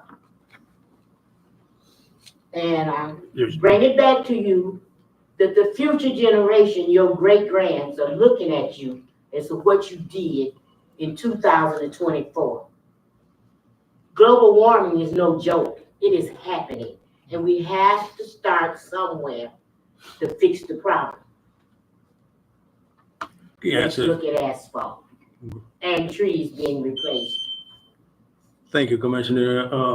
Want to answer that question? You got anything? Yeah, I will come back and see if there's state programs that, pay for the upcharge for concrete. And I'll give you guys a report on that. Thank you. Ms. Kennard, you got that? Yes, Your hand? Can you come up? because I think what we're looking for is results, right? Mm-hmm. And things that we do. I wanna know, the tree lawn, do they belong to the persons that own the property? Belongs to the city, it's within the city right away. The resident is required to maintain that tree lawn, but it's part of the city's right away. So they can't go Yeah, right that's away and just, they don't like the tree there, it's blocking their view or backing out of the driveway. They can take the tree down without permission from the city.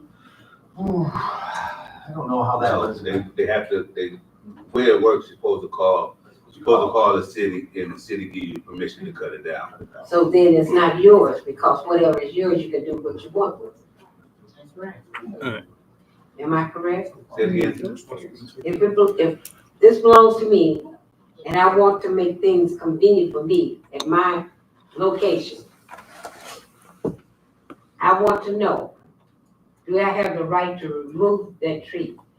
Some trees are sitting, when a person is backing out of their driveway, they're sitting and blocking the view sometime of the street, the traffic. So if I decided that I wanted to remove that tree, that's not really my tree, that's the city's. Tree lawn is the city's. Well, I can't just go and do that. well, the ordinance, the way the ordinance is set up, everybody's responsible for their own tree line. So then I So can when take it down the comes tree. when it comes to trees and cutting trees down or doing any work inside the tree line, that's when you have to call and get permission. That's the city's ordinance. I'm not quite getting an understanding of this, because if something belongs to me and it's a hazard to me, It don't belong. They don't, to you, it's- God. The right, That's great. they have the right I of, know the grass. I think that's where it says in the ordinance, the homeowner is responsible for maintaining the tree lawn, shoveling the sidewalks. I know You know, that, so, So, yeah. but I mean, But they can't, so like if they wanted to change out their driveway, for let's say improving their driveway, even though that it's in the city's right of way, they would come to the city for a right of way permit, and the city would review their application, more likely give them approval to change out their driveway. So they technically don't own it, I guess, or it's in the right of way, so the city can come in there, and if they have to, if the city needs to dig up that driveway for a reason, or get to that, they can still do so. so my property begins from the sidewalk back, and we can't move forward there because the sidewalk is a regular passage, public passage. Yeah, that's, So that's not mine, that's the city's. And then the tree lawn is the city. So we have to get permission if we did anything in those areas. I want to be clear, because then if I got a deed and it tells me the measurement of my lot, my property, then I got to be for sure responsible, and I can put, do not trespass from that sidewalk and back. Yeah. But I can't from the sidewalk out. sure, people still gotta traverse. So the then the sidewalk. city still owns that, I just have to upkeep that. All right, this is what I wanna know, I just want to get straight now. All of you all agree with just what he said. When it comes to the sidewalks being decayed, and a lot of the city lots that are vacant have torn up sidewalks. That's the city's responsibility, because it's a public walkway, right? And if anyone fell and was hurt on that stretch, that could be a lawsuit somebody could give, couldn't it? Because that is the city's property. In front of my door is walkway. It was saying that we were responsible for repairing our sidewalks now. So how is it that I'm responsible for repairing that sidewalk the city owns, because then I can't say private property don't pass here because I'm afraid that you might trip and fall and I don't want to be liable? It's not, I'm not insured because this belongs to the city, so my insurance is not carrying it from here to the street. Because that belongs to the city. Can we have, we got an attorney here, could you explain it in, Yeah, it's the so right of this- ways. This is probably a more complex discussion than we can have tonight, even in 5 or 10 minutes. But the bottom line, most communities do have an ordinance that allows you to use the sidewalk, you maintain, you mow the tree lawn. But a lot of people are required to upkeep the sidewalk. So the city will do the initial investment, but you may have, as a homeowner, you may have to repair that sidewalk if anything happens to it. We have different ordinances in place that deal with that, and I would have to look at those and consult with our public works department to make sure that we're on the same page. But most communities are like that, where you are required to maintain that So area. You mine can is- enjoy it, you Right. can enjoy it, the city owns it, you're able to enjoy it, but the cost, if you wanna call it the cost for your enjoyment of that area, is to mow the grass and to maintain the sidewalk in front of your house. So Of course you that's- do that. yeah, but so what that's I'm the- saying is that if somebody is passing it somehow, I can't sit there and watch this. Somebody maybe drops something on the sidewalk and someone passed their slip and fall. Am I gonna be sued for that or the city? So you know, this is the best lawyer answer I can give you, it depends. It depends on all the circumstances. A lot of times people will sue everybody, but if it's the homeowner's responsibility to maintain, that would be something that you'd be covered for through your homeowner's policy. I can't see that. Okay. I know, you know what, I may agree with you on that, but the law may not agree with what we think, so you know, debating it is probably not beneficial. Yeah, cause it could be a long debate there. Yeah, and Sure. there's a lot of nuances in the law when it comes to things like that. Who's responsible? The condition of the sidewalk, was the person walking by negligent? There's a lot of factors that go into, can the person sue and who they can sue? Okay, So- because there's a whole lot of city lots that tore the sidewalk. I wanna get, Got the place that I've got, let me just. go ahead. When I got the garden, they had a whole tree growing in the middle of the sidewalk. People had to go out in the street to get around. They got a tree that's left the stump there, and the sidewalk is kind of cornered up. Even though I got it now, I got to have it probably fixed, if that's the way things go. So that's what I'm saying. Things is not fair. And then already we have the city income tax that was supposed to repair these sidewalks, streets, and alleyways. That was into that. I was on that board when they started it up, the oversight board for the income tax. Okay, And that was on schedule for the sidewalks, the streets, and the alleys. And then they had an emergency thing for the trees. okay. That's it. We So wanna check get, okay, yeah, we'll get back to any of the, any other questions on the item. Okay. All right, thanks, Jessica. Good job, thank Okay, you. mhm.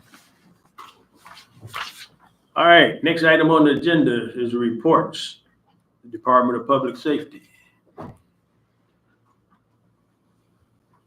Director McGinnis. I wasn't gonna scan this, but since we have so much time on our hands, we're gonna go line by line. That'd be okay, because we have nowhere to go, obviously. Well, we got a clock on you for 10 minutes, so. It's 5:30. Let's go. I'm on my time. Sore throat and all. Yes, how you doing? No, well, those are good. So, very quickly, you have a report. I just point out, all joking aside, point out a few things.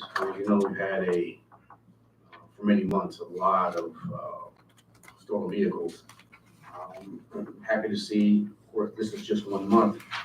This may be spurious of only 4. I think if you recall, the last couple months have been 20, 24. So I know we've been making arrests. The problem that we had was we lodge them and then they let them back out. So I'm not sure, we haven't dug into kind of the base of is the people responsible finally still incarcerated or what, but we're happy that that number, excuse me, is down. There was one fatal shooting that we had. And very briefly, and I'm glad, make sure you got me on this.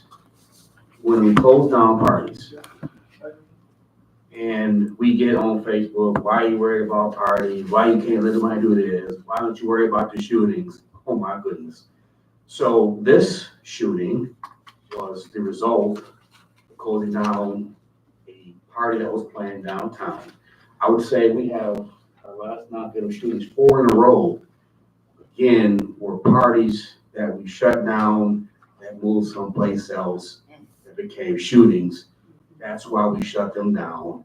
That's why we're worried about the parties, and people just want to, because they ultimately end up in shootings.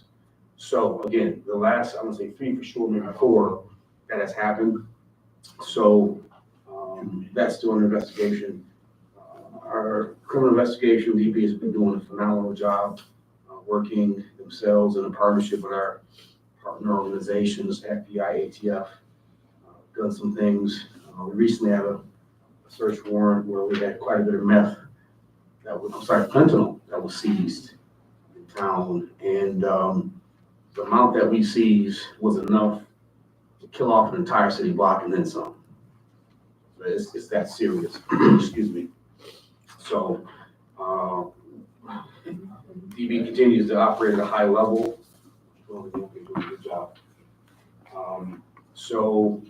Fire, I will turn this portion over to Deputy Director Kaz to give you a brief kind of over our fire stats, but I wanted him to be able to speak to, this will be our first report with code compliance in our new reorganization. I'd like to have him be able to speak to some things that we've done the first month. Turn over to Deputy Director Kaz. Thank you, Director. Just a couple things on the fire side, and then we'll get to code enforcement.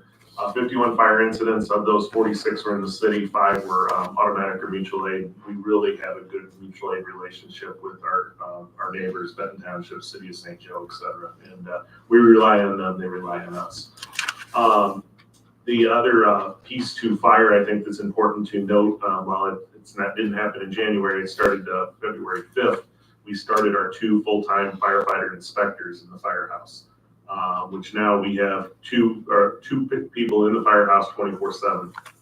But they're not just firefighters. They're out doing code enforcement inspections, and code enforcement has truly ramped up in January, and it's been hot and heavy in February already. So with code enforcement, a couple things, working on the code compliance policy and procedure manual, something we never had before. Lots of enforcement actions. Attorney Seneca has become like my best friend. I'm keeping her in business. Matter of fact, she'll have 5 more letters that went out today in her email box of enforcement actions. We're taking a very understanding approach. That we give them 30 days in a lot of cases, but in some cases it is a no nonsense approach to where immediate cease and desist orders, immediate condemnation orders based on living conditions, et cetera. And I'll touch on those in a little bit. Really working hard on getting businesses registered, which we're starting some education on our Facebook page. We're getting some pushback on businesses saying, well, I'm registered as an LLC. Well, number one, I'm an LLC. It took about 7 minutes to register myself, so that doesn't mean a lot. What you need to be registered is with the city, though, and have a city, because what that does is that triggers a fire inspection, that triggers an occupancy permit, those type of things. And with that comes income tax enforcement as well. Working on, we talked about last week, and it made a lot of newspaper, but the short-term rental registrations, we do have a lot of short-term rentals going on. So there is going to be some type of process coming down with that. And so we presented that last week to legislative, and more to come. It was just an introduction. And we'll obviously bring that to this committee as we get further along as well. Working on our new fee schedule for permits, something more in line with what they should be compared to what they would be, or what they have been in the past. And the one thing I want to bring to everybody's attention is there was a fire in the city of South Bend that killed 6 children. I'm not sure if you guys heard about that, but it was in January. killed 6 children. That fire, that rental had failed a safety inspection in July, and nothing was ever done. We can never let that happen in the city of Benton Harbor. So when we're enforcing these rentals, especially the illegal rentals and legal rooming houses and things we're finding, we're doing it with life safety in mind. We don't want to lose residents. So that's what it really comes down to. 8 building permits for the month, 44 electrical permits. Electrical permits are very, very busy because of the lighthouse project in town, which is the replacement of water heaters and plumbing. Those require an electrical permit when they put in. So matter of fact, I just processed 14 more electrical permits, I think today, and another back on Monday, I think was like another 20. So a lot of electrical permits coming through. I'll finish up with enforcement actions. Fire code violation citations for an illegal party venue, property management code citations for large amounts of trash in the property extending to the ravine, condemnation of an illegal rooming house due to unsafe living conditions, a church that was given 30 days to have a structural engineer examine the building as it is preparing to collapse.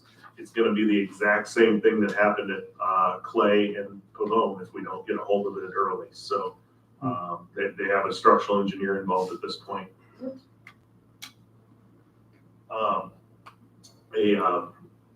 A company in town that it continues not to clean up their property, so we're dealing with that. A grocery store, G&G Grocery, which is no longer in business, was condemned due to the conditions of the property and a bunch of break-ins. They were going in stealing the liquor that was left in the building. I think we arrested 4 people in the process of that, and then the building was condemned. Another business that we continue to have non-permitted work issues with, and then Harbor Towers. I touched on that at the legislative meeting because it got brought up, but I just want to touch on it again. We had a very good tour with the city manager, the mayor, and congressman. However, a week and a half later, we went there. Every floor had feces on it and urine throughout the entire building on the weekends. Conditions which the crews at the time, basically said were absolutely deplorable. And I want to be very clear when I say this. The people of Harbor Towers are very good people, but there are a lot of people that go into Harbor Towers that are not residents there that create issues for the people there. That is a big problem that we have to control and are trying to control. Harbor Towers is in the process of issuing IDs to its residents and different things. But unfortunately, on the weekends, people leave the side doors open to the stairwells. They put rocks in there. They do everything in their power to go around the rules, which creates the issues. The other issue we continue to have there is the elevator. The big elevator, which that's where the ambulance cots go up and down, is still out of service. It's going on 6 months now. The small elevator continues to have problems, and usually once a week at least it's out of service. So what happens is our firefighters end up getting called over there to assist medic in carrying people down from the 8th floor. It's just not a good thing all the way around. So we continue to work with Harbor Towers. So as far as code enforcement, I think that's the high points. I probably went too long already, but if you have any questions, I'm happy to entertain them. At the end of the report, any questions?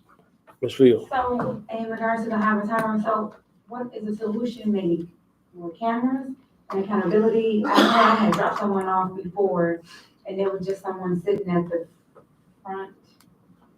Is that the security? Is that the their monitoring system? I mean, because if they can have cameras and then they can have some kind of repercussions rather than throwing people out for speaking out about conditions, but they actually keep people out for, letting somebody in through a side door, danger and things like that, that would be awesome. What I'm going to say is purely my opinion. They need 24/7 security. I agree. That is something they don't have, and they need 24/7 security. Can you command that? We have asked for it. I said, can you command that? Unfortunately, I don't think we can. Can we talk? All right, let's get a little order here. You through with your question? Who do we talk to about that? Ms. Hills? We can talk to Housing Commission and Is that something, a conversation you guys have in regards to what are some solutions Finance, as finance of housing, of HUD, or? that's HUD. so we can go to HUD. And we talked to HUD. When they came here, they identified that problem. And, they talked about the cost.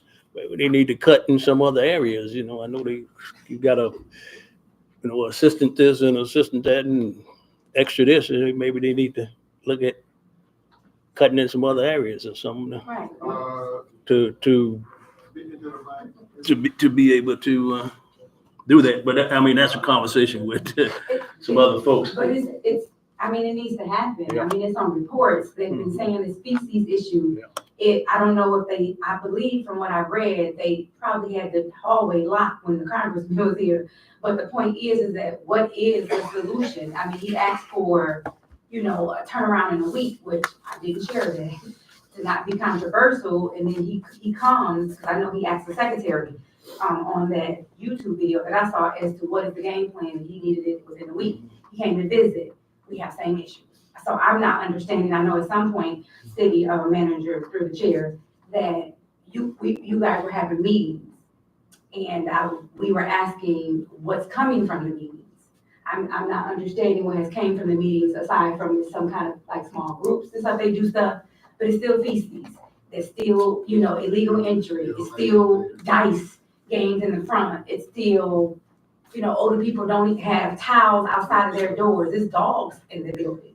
Dogs are not even allowed. So what kind of monitorization systems do they have with security? I believe Hassey still has a room in the back. I don't understand why Hassey's would have a truck parked in the back. I mean, it's things that we really do need to be asking as to how is it being supervised, because I'm not understanding. I think one thing we gotta probably have a little more presence at the little more presence at the Housing Commission meetings too, so, because somebody gotta answer to something, you know. Yeah, I mean, that older lady, I'm sorry, since we're talking about it, I believe she's the same one that came in when it was flooding. Yeah. You know, when I went out to give out flyers and stuff like that, she basically has herself barricaded in her room. She has a towel, she has, you know, something taped. Why does she have to live in there like that? I'll find out what floor it was and all of that, we can do all of that, but then when you're told, oh, they're having meetings, or then they could start a group of, visits, some kind of group meetings, and I don't know nothing about it, not that I have to, but when people ask me about, well, what happened? I don't know anything. If I'm purposely not involved, I don't care what's happening though. And I don't know what's different from the news reporters that have came, even from the congressman being here, what is the same conditions? Unfortunately, it gets cleaned up for a little while, and then, you know, the weekends, there's no maintenance. It's just it's exciting. I don't have a good answer for you, unfortunately. No, I know, it's not for you, it's not for you guys, I meant like whoever, how we hold them accountable.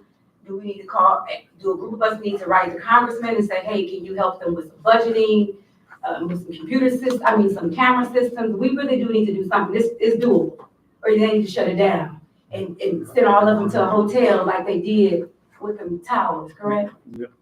And revamp it completely, and maybe if they took it back to only seniors, instead of disabled and seniors, the seniors can actually have a space. I would agree with you. I will say, so the ID card, that was our suggestion. I know. One of the ones we made is get an ID card, also issue certain visitors passes. Curfew for their visitors, right, Yeah, stuff like that. yeah. Sorry. So let's, we're gonna get back on track here a little bit. Commissioner Kennard, you get. Thanks, Chief. There was just, Ms. Robinson came in just recently to the commission, Right, yes. and I don't know what her position is, but she said there's always one of those elevators working. And I've been hearing over and over again, hopefully the elevators is shut down. So now that comes from those that have the oversee of this project.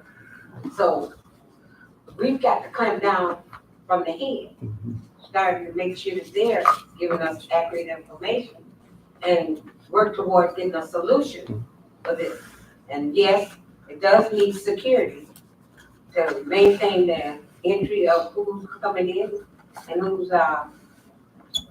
and making sure that the elevators are always working. Make that report right away, because you got elderly people that cannot walk up and down those stairs, so they have to have those elevators. And if you got any and everybody coming in, they can tear up the place and never be held accountable for it. So there's definitely, we got to get creative ideas as to how to, solve these problems. And I know it's hard, but it's got to be a solution. But when you got the head come and make a report and tell you that the elevators are both, both elevators are down at the same time. And it's not true from what I've been hearing, for more than just her. Yeah. I've heard that too, Ms. Kanai. So, matter of fact, it was a gentleman that, I don't know if he was on duty, Kaz, say he got one of those motorized wheelchairs, and he lived in River Terrace, came to visit his brother at Howard Tower, and got stuck up there because the elevator didn't work and he couldn't get down. I think they finally, the rescue people got his chair down and he was able to come down. Commissioner, just to give you a background, that was the day that they found, because they had to use the stairwells, and there was feces on every single floor, urine on every floor. Unfortunately, he got left there for a little bit because we had a fire in bus housing at the exact same time, so they had to come back and get him later, which was another problem. Just to add to the housing commission problems, is that fire in bus housing that day was due to a bad electrical system. We ended up condemning that apartment because of the electrical system. So we went from one place to the other. Yeah. Well, there's definitely some issues, and I think, to keep them to the forefront, keep, people like yourself and, the inspections department, gotta keep the pressure on them, and hopefully somebody gotta do something, because people's lives are, being jeopardized, and who will get the blame? Most of the time it comes to the 9 folks up here and say, so, something gotta happen. If you can make it short, though. I don't know what's going to happen with that. 51 fires, that is a lot of fires. And that's your January? That's just January. It's not fire. You gotta remember, we run a lot of different calls. That's alarms. That's, no, structure fires, we had 2 structure fires in January. That's a lot of other things. So y'all working. Yeah. So. Look at the link, there's a link on the staff to break down. Oh, okay. And then you guys have had great content. And I see all your trainings and stuff. It's been nice. I meant to say that. It's been nice. And our ratings are still good. We're doing well. We're good. With lots of classes, our ISO rating, which we talked about last month, obviously that will kick in July, so people will start to feel the insurance relief in July. So commercial more than residential. Last training, you said you had how many from all across? So we're running a tactics class right now, and we're doing it via Microsoft Teams. That class has 100 students from as far away as Montana. And we're hosting it here in Benton Harbor. So just to let you know the success of the training. We have a hazmat class this weekend that has 35 people in it. We have already people registered for our May Fire Academy. So things are going good on the fire side. Continue to be very successful in the grant world. And now with the full-time inspectors in the firehouse, the inspection stuff is just going to ramp up even more than it has. So, and what we have to remember with that, and I tell the chief this all the time, it's all about life safety. So that's what, anytime somebody gets upset, hey, we can't have another fatal fire in this city. So that's what this is about. Sorry, got on my high hopes. James, Go ahead. For the under enforcement actions, 456 South Fair, can you tell us more about the liquor licensing issue? What's the name of it? Who is this, man? I would almost say, because there are many ongoing investigations of that. there's some nuances to that. Yes, Don't talk about that's what I'm saying. I'm not talking about it.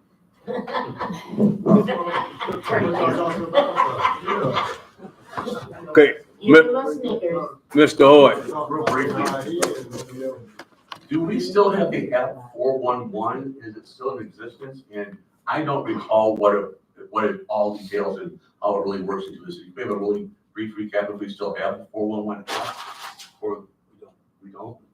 Okay. Is it being through the chair, is it being replaced with a different app or device, or No. was it successful? It was. We were adapted. There's different things that are more We're effective. talking to Mike, please. We're not using it anymore. We adapted to other stuff. So. We'll give it a thought. Any other questions on the public safety report? We'll move to the public works report. Any report from Public Works? I can do a quick intro. You got it. So we've been working together hand in hand on getting some procedures done. Things that we do also affect PW. We've been talking about trash procedure pickup. Mr. Meeks is gonna give you a rundown of what a proposal we are submitting for consideration. Well, for one, we have been working off the trash department of it. We've been working off two different contracts. You know, we've been using the reliable contract and we've been using industrial sanitation contract. The city haven't came up with no rules and regulation how they want to pick up the city's trash. So we're working off all the old stuff. So we got to come up with, through the chair and through the commission, to see how much trash we want to pick up every day. And two, we're trying to get with the bulk items and stuff, we're trying to come with some stickers they could come by from the city, from City Hall. We got to come up with a price for each sticker, for the bulk items we can put on there, and let, when we know people doesn't have, they've been paying for their bulk items, for they be picked up, for people won't be saying we left trash, and then lets code enforcement knows that they could go back to their house and citate them, and, you know, it's here, we gotta start here as the city council and people to figure out how much trash are we gonna pick up, because right now what we are doing are killing the city. We're spending a lot of money in trash removal that the city does not Collect money for. not collected for right now. So, anybody have any questions about it? I can give you the best answer for it. Have we, I guess, scouted around from other communities to, I ain't talking all the way to Detroit. and what are some of their, Well, some of their bulk items and stuff for one bulk item are pretty high. They're charging like $35, $40 per one bulk item. We've been putting a package thing together and picking up bulk items, but in the same token, everything is going up on the city end. And the cities, like, even like in like township area, most of this they only pick up 196 can. We're picking up 296 cans. We're picking up double of the trash that anybody's picking up right now. So we got, That was as our the cost city, at the landfill. yeah, it is costing us a lot at landfill, but we have, as the city council, chairs, we got to come up with some rules and regulations of how much trash do we want to pick up every trash day. Because we never set them rules when we took on the trash. We've just been trying to go between the two contracts and try to make it to the best. So that what that means is we're working on that now, trying to get straighten that out. That means we're trying to straighten that out now. Also. So how many cans so you guys do two? We're doing two right now. But they're only paying for one. They're only paying for one. So what, well, I don't wanna bring up another city, but we're not gonna bring up other cities, but another real close to here picks up 196 trash can, and every bag on the side of them charging $2 per bag. Yeah. That's less than a mile away. And that's fair. I'll get to you shortly. Any questions from the committee? Go, Mr. Gunther. So, and I only say you were working on this, Mr. Mitchell, I don't know if I can talk to you directly, but. Yeah, go ahead. Talk to the chair. Okay. So what would be the process for changing something like that? Process for changing it is we have to sit down and look at these things and compare them to what's happening in the rest of the area and what's happening with our finances. So we need to come with a fee structure. We've got to bring something to the commission. Okay, yeah, that was my question. Who is we? Me and my team. Who? You know what? City staff? No, I'm just saying, who's your Yeah, team? that's what I said, me and my team. And you, okay. Ms. Rice and Tamika? I'm just wondering. Oh, I didn't know, cause they be sending out no stuff, so. They don't. Well, How's well, the reason to answer your question about trash, well, that's the problem. We use one contract over here, we use one contract over here, that the city passed years ago. But when the city took the trash back, we never came up with rules for the city. So the city is bouncing between two contracts trying to help residents out. But in the same token, we got to come with the rules and regulations from the city point of view. So how soon can we expect something to come through the committees on that, Mr. City Manager? All of this is moving along with code compliance. We're working on all these things at the same time. So I can't give you a definite when. Okay, because, Keep me on the committee. Because I know the bill is steady going up, so,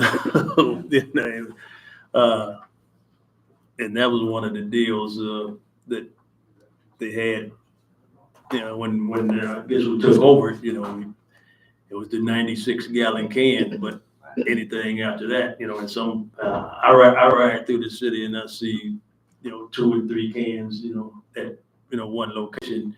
And trash all over. Yeah, and trash around it, somebody, move out or something, but we gotta come up, real quick because it really ain't fair to the other people that's, footing the bill for it. I'm paying for my 1 can and only putting out that 1 can, and anything else I put in the back and put out each week. But if I put out some extra, I should pay extra. So it should be fair, and if we want to keep the operation going too, we gotta collect the money, because it's cost. Like I say, the landfill is not giving us any breaks. No.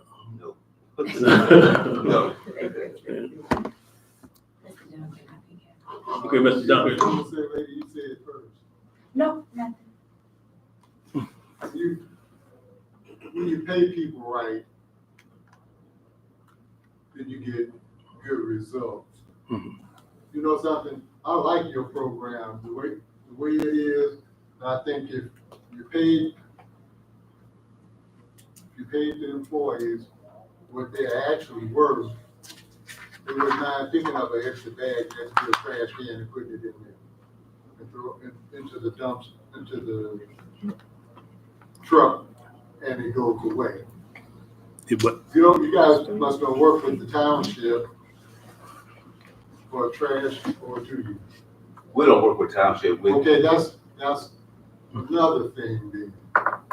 You guys need to partner with everybody. But when it comes to the citizens, it's always a problem. It shouldn't be a problem with our people was working with you. should be no problem paying them, should not be a problem. We got new trash cans, and some of them are so big, one single person really don't even need it. You need a little smaller. But the point is, you pay our citizens to do things to help out. You guys forever dismissing the citizens and the things that we can do. And no one comes and says anything. And then when they do come and say something about it, they get passed off like something wrong with them.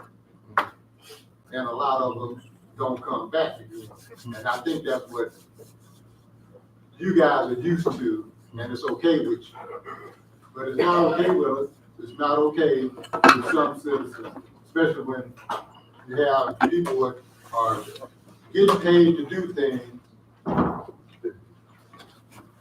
They're getting paid to do things, but they're not getting paid their work. I'm not trying to be here all night, but I do want some, satisfaction for the citizens. Citizens can be a very important part in all of this, but you forever dissing the citizens. I'm talking about, sorry from you guys up there. I'm not talking about you guys over here. I am talking about you guys over here.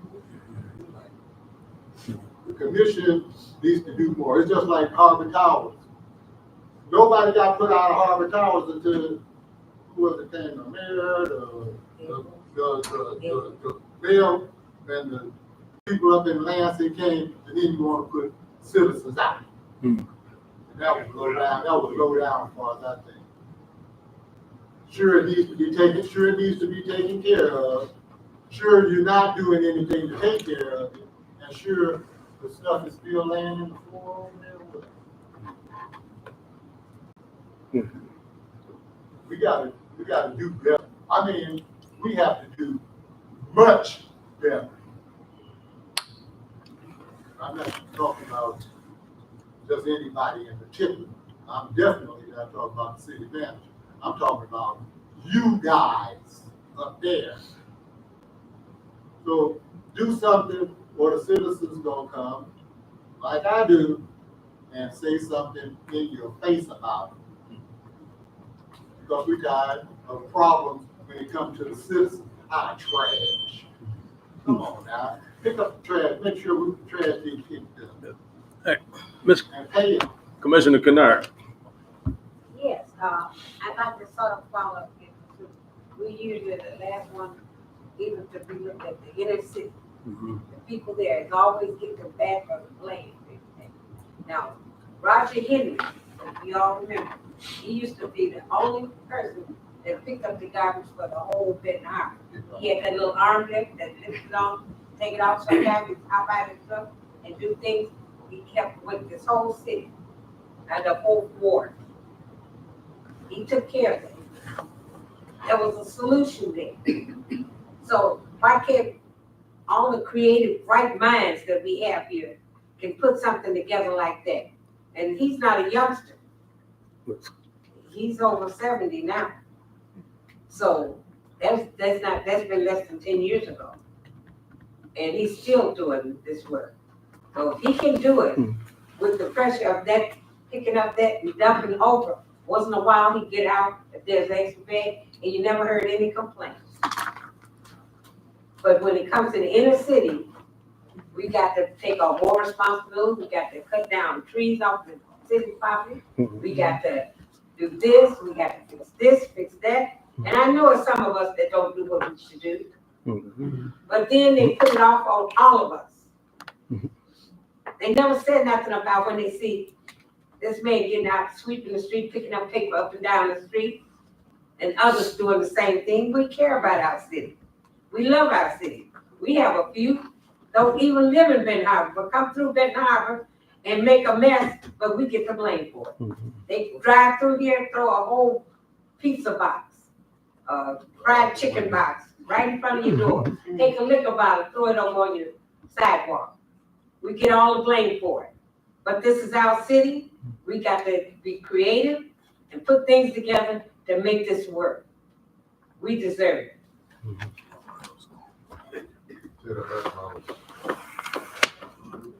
I'll talk to the city manager. Okay. So we're gonna, you guys working on the feed plan and all that stuff. So is that, was that your report? Yeah. Okay. Thank you. Oh, Commissioner Henry. I gotta give you a history lesson at least one time. Remember when, Second time. we started talking about recycling? Oh, yeah. We talked about recycling for years, and then Commissioner Singleton said, we need to do something about the trash. We had the conversation about the trash and how we were gonna go in-house and save money. That was the most exciting thing about me when I heard we were gonna save money. But it didn't happen. We have not saved money. Citizens is still paying that high amount for trash. And then the killer about it is our culture. We might have to buy more stuff because we buy cheap stuff. And we throw it away and go and buy some more. That's just the culture. Now, the city manager and this Mr. Little come up with a great idea when we start asking for money for recycling. We got a grant for recycling.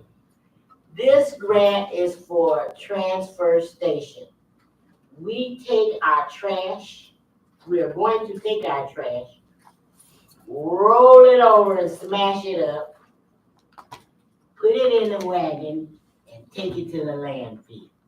We're gonna save a little money, because now we're not gonna take a big bunch of stuff. It's not gonna be, it's the same weight, but it's not gonna be the volume, because we're gonna smash it up. Recycling is the key. When I say Benton Harbor is always behind, that's 50 years behind. Most places, even sodas, do a little recycling. Benton Harbor do nothing. We can't even get our city employees to recycle their white paper. So we have to do better. And recycling is the key to lower those fees. And we can't even get a recycling grant because the city has no way. They cannot figure out how to separate the trash from the water and sewer bill. The state of Michigan and everybody else wants to give us recycling money, which will lower the bill as well as take care of the environmental issues. But we can't do it because we can't separate the water and the sewer from the trash. So I just had to give you that lesson to say, we gotta do something, because doing nothing, I mean, absolutely nothing is not acceptable. We have not saved the citizens any money with the trash being, we don't ask the question about why the trash truck is always in the shop. We don't ask no questions about it. Our project. So we gotta do better. And it's gonna come from the body, or it's gonna come from the citizen reps. You need to guide us. That's what we asked for you to be on the board, so you can help us. We cannot do it all by ourselves. But doing nothing is absolutely unacceptable. You agree with Michael? I agree with Commissioner Henry. Doing nothing. I do agree. We have to look at definitely ways to cut that cost. And recycling definitely is one. And I'm glad to hear that it is some plans in place. We just got to stick to it. I've been hearing about recycling for quite some time too. Also composting. Matter of fact, I'm inviting a lady that's former resident here, Benton Harbor High School graduate. She works with the state, and composting been all over the country, and they just had some big conference or something, I think down in Florida. She's gonna be coming to give us some insight on composting, because one of the things we all those leaves and stuff and branches and stuff we pick up, those go to landfill too, don't they, Mr. Meeks? 80% of them do. 80%, you know. Others Sometimes I'm sitting on the curb. others go down the ravine, I guess. But yeah, we got to come up with some ways to do that. When we need to work on it now. You keep bringing things, you know. So took God 7 days to do it. But It's all. yeah, we want. It's impossible with those leaves and all, because too much paper and other trash in it. Well, you got. It has to be only leaves, Yeah, you got to separate them. and you have to separate. Yeah, them. and So that's- who's gonna do the separate? Well, we got to train our people to separate them. Another reason why we need a newsletter. All right, so thank you for your report. Next item. Yeah, that's it. Okay, that's the public comments too already, all in one. We're gonna adjourn this meeting until next month. Thank everybody for coming. You just gotta. Please, put in this time first.